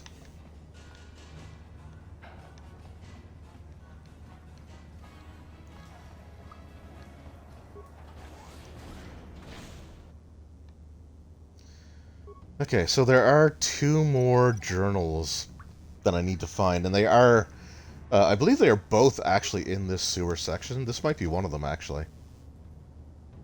Yeah, Promised Land Journal, so there's one more, and it's near one of the, it's near like a ladder to get out. If I recall correctly, so we're almost there. Turns out this mythical, magical place was only just a couple of data pads away. Oh, and I died. That's going to be happening. And I need to get this elite... Oh boy, this could be bad. Well, oh man, this autosaves, right? Okay. So, that went well.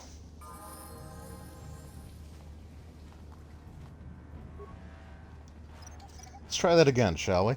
Although, I will say, at least the good thing is that you start with full health. Remind me to make more safety saves. That's something I've been meaning to do and just completely forgot about it.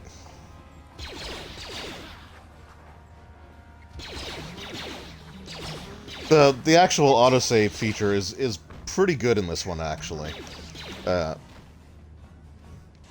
So typically speaking, whenever you enter like a new area for the first time, it will do the autosave then. Okay, this guy we can take out without any issue.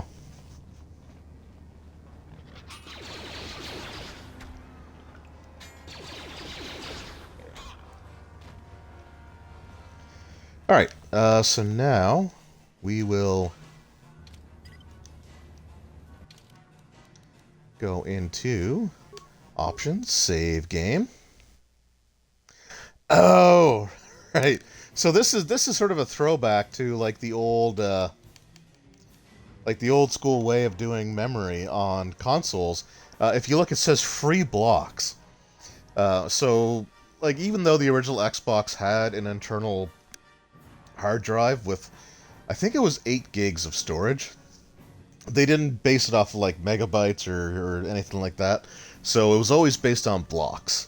And when you play these games now, like there's a certain amount of, I think it's cloud storage that you use, but it's been a while since I've seen free blocks listed as a as something to do with memory. Okay, let's disable this mine again. This section might be where I decide to actually gain that level.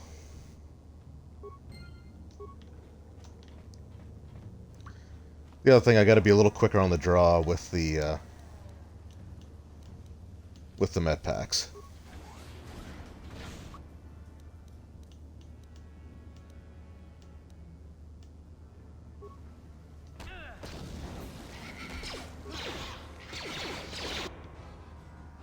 Well, case in point, right?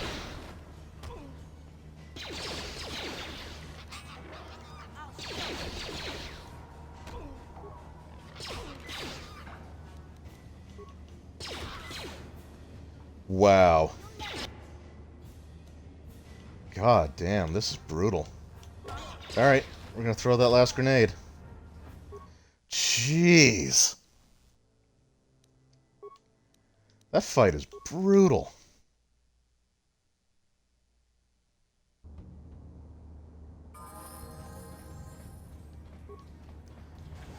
Yeah, I might have to apply that level.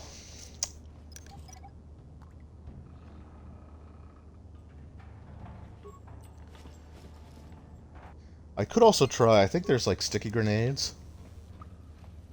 Or do I have concussion grenades? I gotta see what I've got here. Alright, let's do the save right outside of here. And actually what I should be doing is having each of the characters throwing grenades. Take advantage of the way it pauses to issue orders to everybody. So let's go. Alright. Alright, so concussion grenade.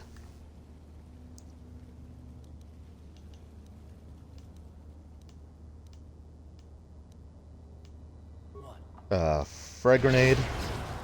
That'll do for now.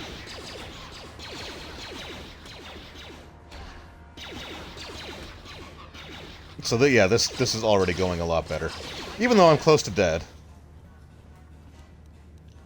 So let's just take a med pack.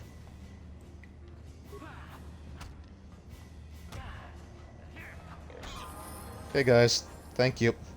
Yeah, so that's basically what I should have been doing all along, is just being a little more... taking advantage of the fact that I can assign everyone's commands. Don't need a repair kit, but I could use another med kit.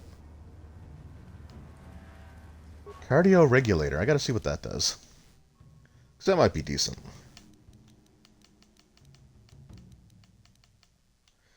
Oh, just fortitude plus 2. Not really worth it here. But we will use another med kit. And Mission has gained a level, so let's give her that.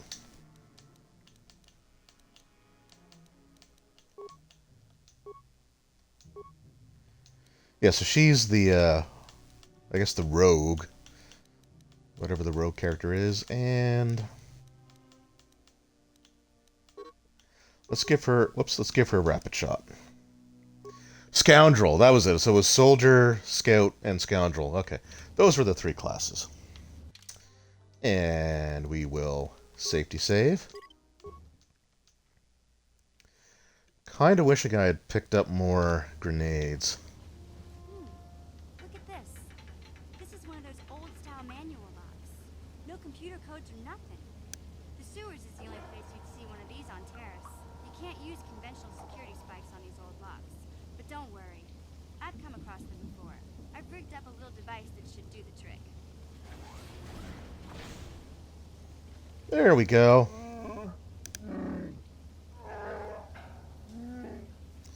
Well, mission. I'm glad to see you too, Big Z.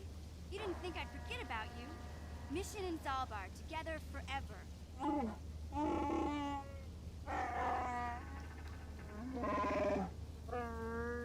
These are my new friends, Alright, Big Z. those were 4 words. I could never have got you out.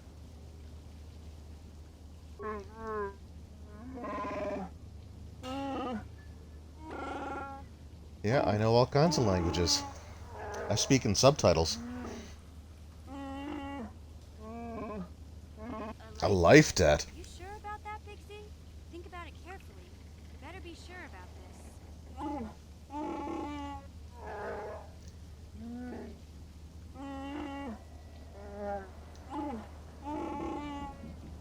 So yeah, there's going to be a lot of that, especially when we get to Kashyyyk.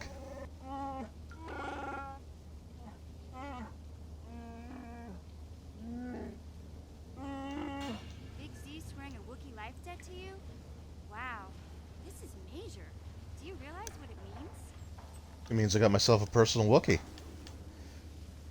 I guess it means I got a walking carpet follow me around for the rest of my days. A life debt is the most solemn vow a Wookiee can make.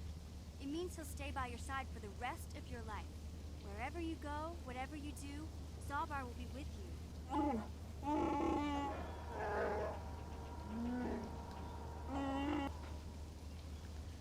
I guess this means Cool. me too.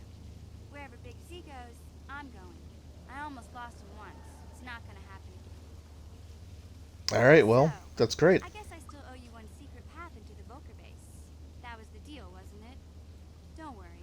I know a back door into that scum den. I better go Okay, with cool. you. The Volkers put up a force shield to keep the sewer dwellers out. I'm one of the only non-Volkers on Terrace who can get you past it. I can't remember exactly how to get there, but I know it was somewhere here in the sewers. Over to the northeast, if I remember right. I just hope the Rancor monster isn't still there. Oh, cool, a Rancor, huh? There used to be a Rancor monster that made its nest in that part of the sewers. Pretty much eats anything it can get its claws on. That thing is huge. Luckily, Rancors aren't too bright. I was able to sneak past it before, so I'm sure we'll figure something out. That is, unless you want to change your mind. No, we're good. Okay, then, off we go. Well, like I said, somewhere to the southeast. Just look for the force shield, and we'll know we're there. Okay, so Zalabar is joined our party. We can only have 2 characters at a time, though. So, we are going to switch party members here. And we have to have Mission with us, so she's required. So I'm actually going to take... I'm going to take the Wookiee. Sorry, Karth. And, whoops, and we are going to level him up.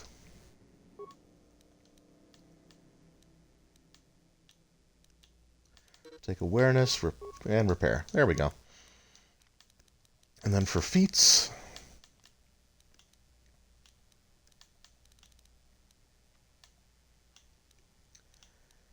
I kind of want him to be like a melee character.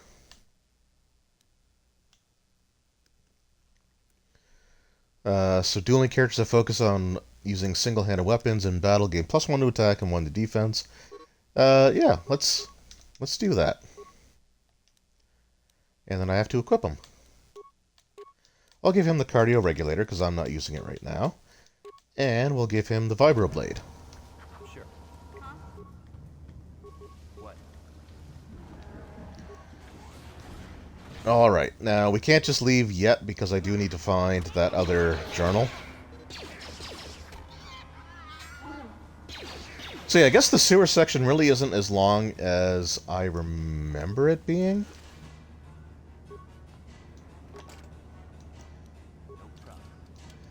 So we should be able to go through this. Oh, Zalabar's bowcaster, yeah. I'm not going to give him that right now. I need somebody else in melee to help me out.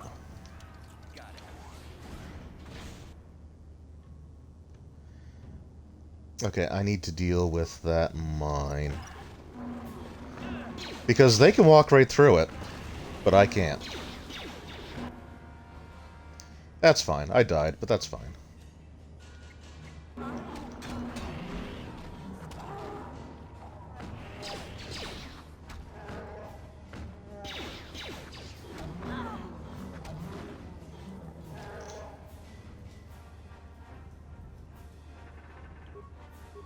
Well, at least I'm not poisoned.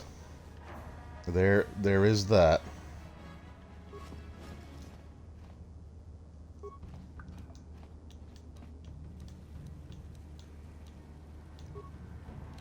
Yeah? What? Okay, I definitely need another one.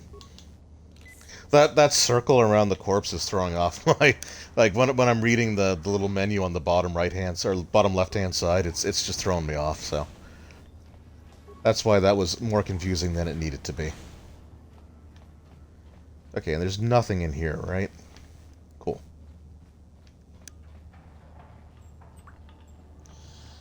Not gonna make it a great stream as always. No, I understand, man. Thanks for hanging out, Mr. Roll Stats. It's always great getting to chat with you, and I will see you on Sunday for our D&D 3.5 game. Can't wait.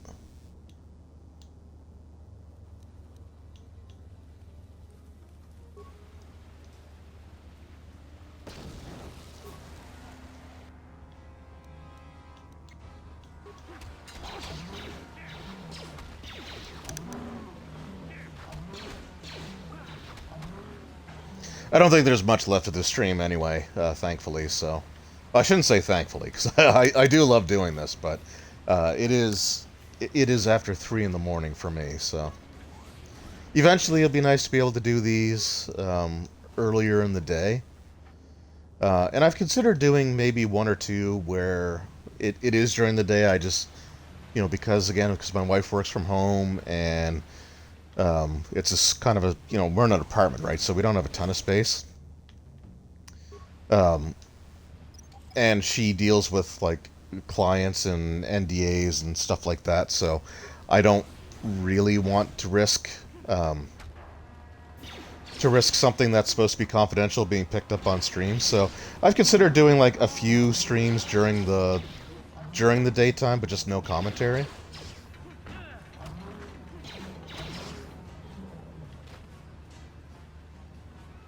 We'll see. Eventually, it'd be nice to be able to do some, commentary.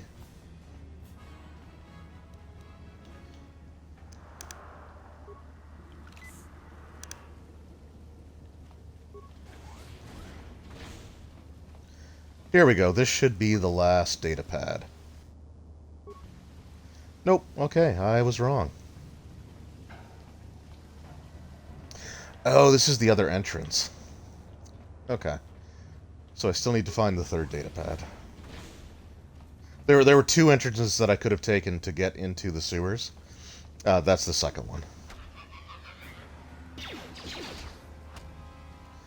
But that means the other data pad should be nearby, because I think they're relatively close to both of the entrances.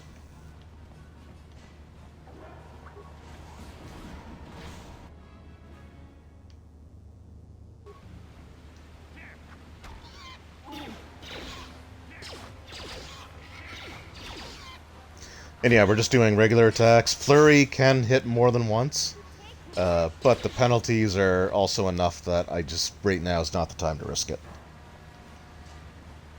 And also, I am under-leveled because I'm still at 4th and everybody else is at 5th.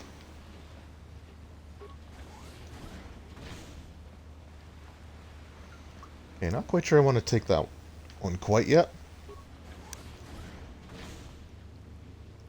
Okay, I do. Alright. Yeah, so that is the way that takes me to the Rancor. So we're going to wait on that for just a smidge. But this other thing should be really nearby because there's not much left here.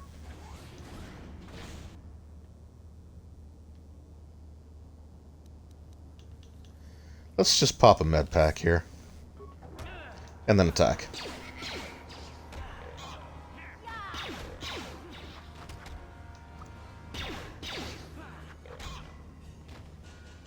Yeah, they still like to target me primarily, which is fine. I'm glad I used that med pack.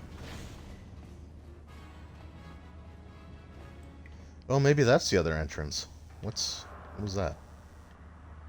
Ladder mission. Okay.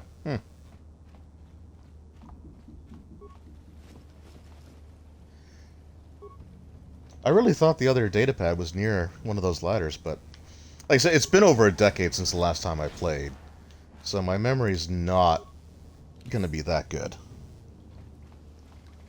In fact, my memory's not that good on games that I play all the time. Oh, okay, here it is.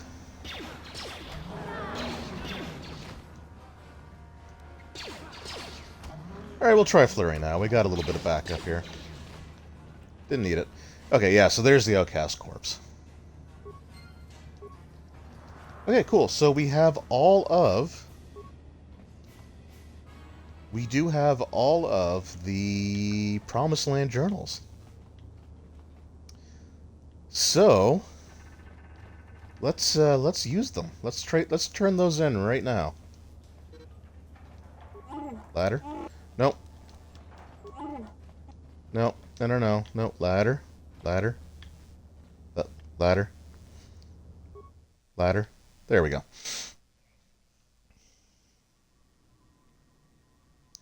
So I think what we'll do is we'll get some healing.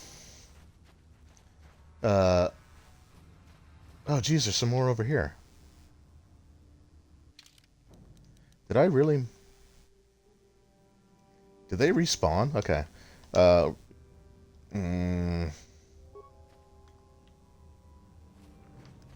let's just go this way.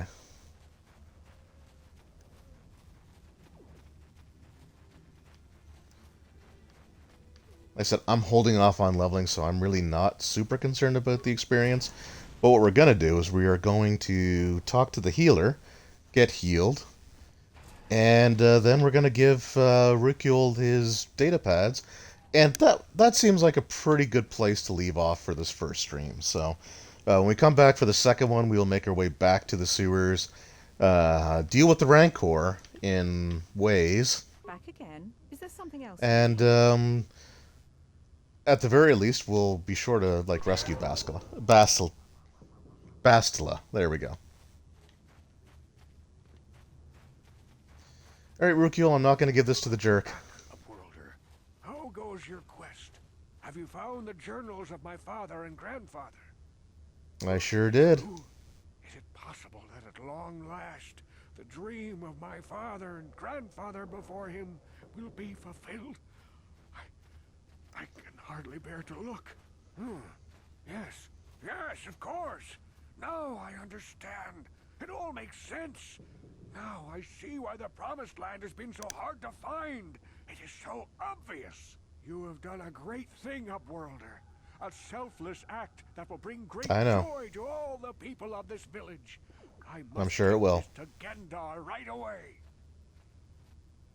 Rukiel, what do you want now? Oh yeah, we didn't actually talk to Gendar, did we? Paradise just waiting for us to find it. You may not think. Well, now we never will. After you see what I have brought you, Gendar. Look at these journals. What?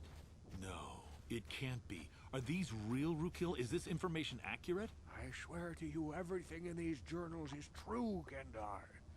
The Promised Land. I told you I would find it. The entrance is far from here, Rukiel. It will take us weeks to get there, perhaps even months. And we will have to cross many Rakghoul-infested areas. I do not deny the journey will be hard, Gendar. But surely it is better than the miserable life we have here. Wise words, Rukiel. Our supplies are high right now. Is it though? I mean, by nightfall. I will tell the others to prepare for the journey. Thank you once again, Upworlder. I will say a final goodbye. For where we are going, I fear you cannot come. The Wasn't journey planning to the on it. Promised Land is long and arduous. Okay, good luck.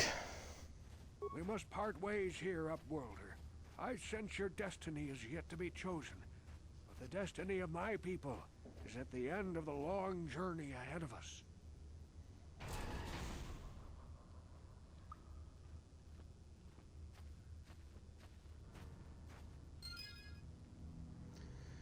So there we go. And now this place is completely empty. I think the downside of that is that that healer is also gone.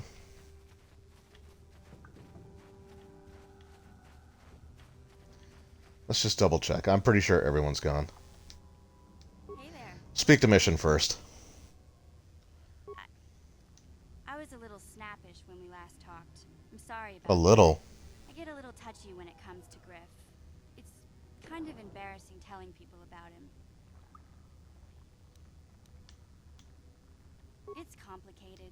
Griff wasn't the most popular guy. He had his faults. It's hard for me to hear the name Griff now and not think Red vs. Blue.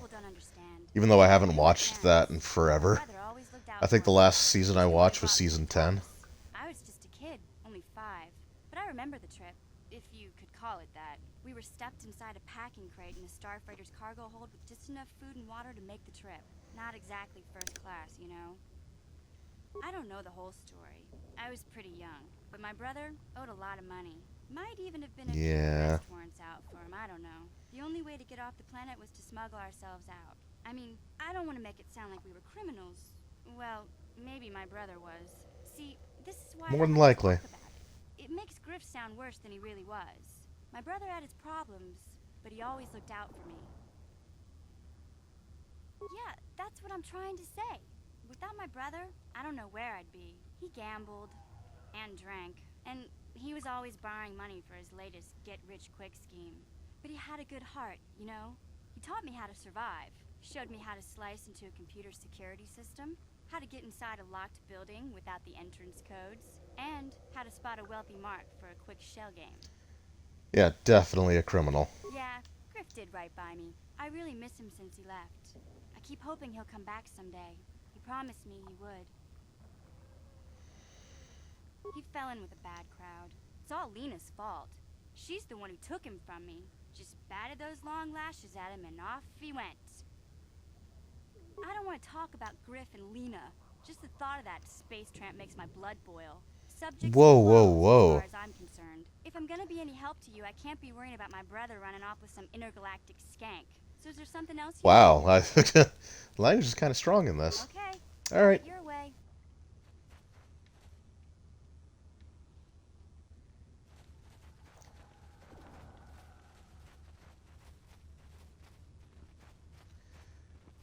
Yep, everybody's gone. Alright, that's fine. Alright, so what I'm going to do is just make my way back to the sewers. We'll get in front of that gate. I'll have mission user codes to deactivate it, and we'll take care of all that, so we can sort of jump right back into it on the next stream. Just gotta find there we go, sewer entrance.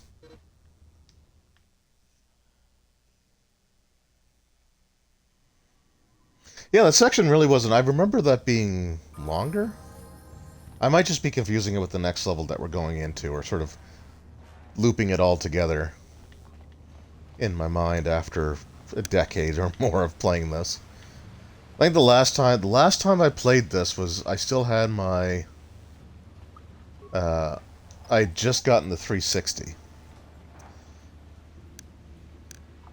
So it's been a while. Yeah, well, whoops, we'll disable that mine as well, just so that I don't accidentally step on it. You won't be able to get that computer to lower the energy fields unless you know the proper codes. Lucky for you, I've got them. I picked them off the pocket of a black Volker who had a little too much to drink in the cantina one night. Here, let me get that energy field down for you. Well, thank goodness they put their passwords on a post-it note.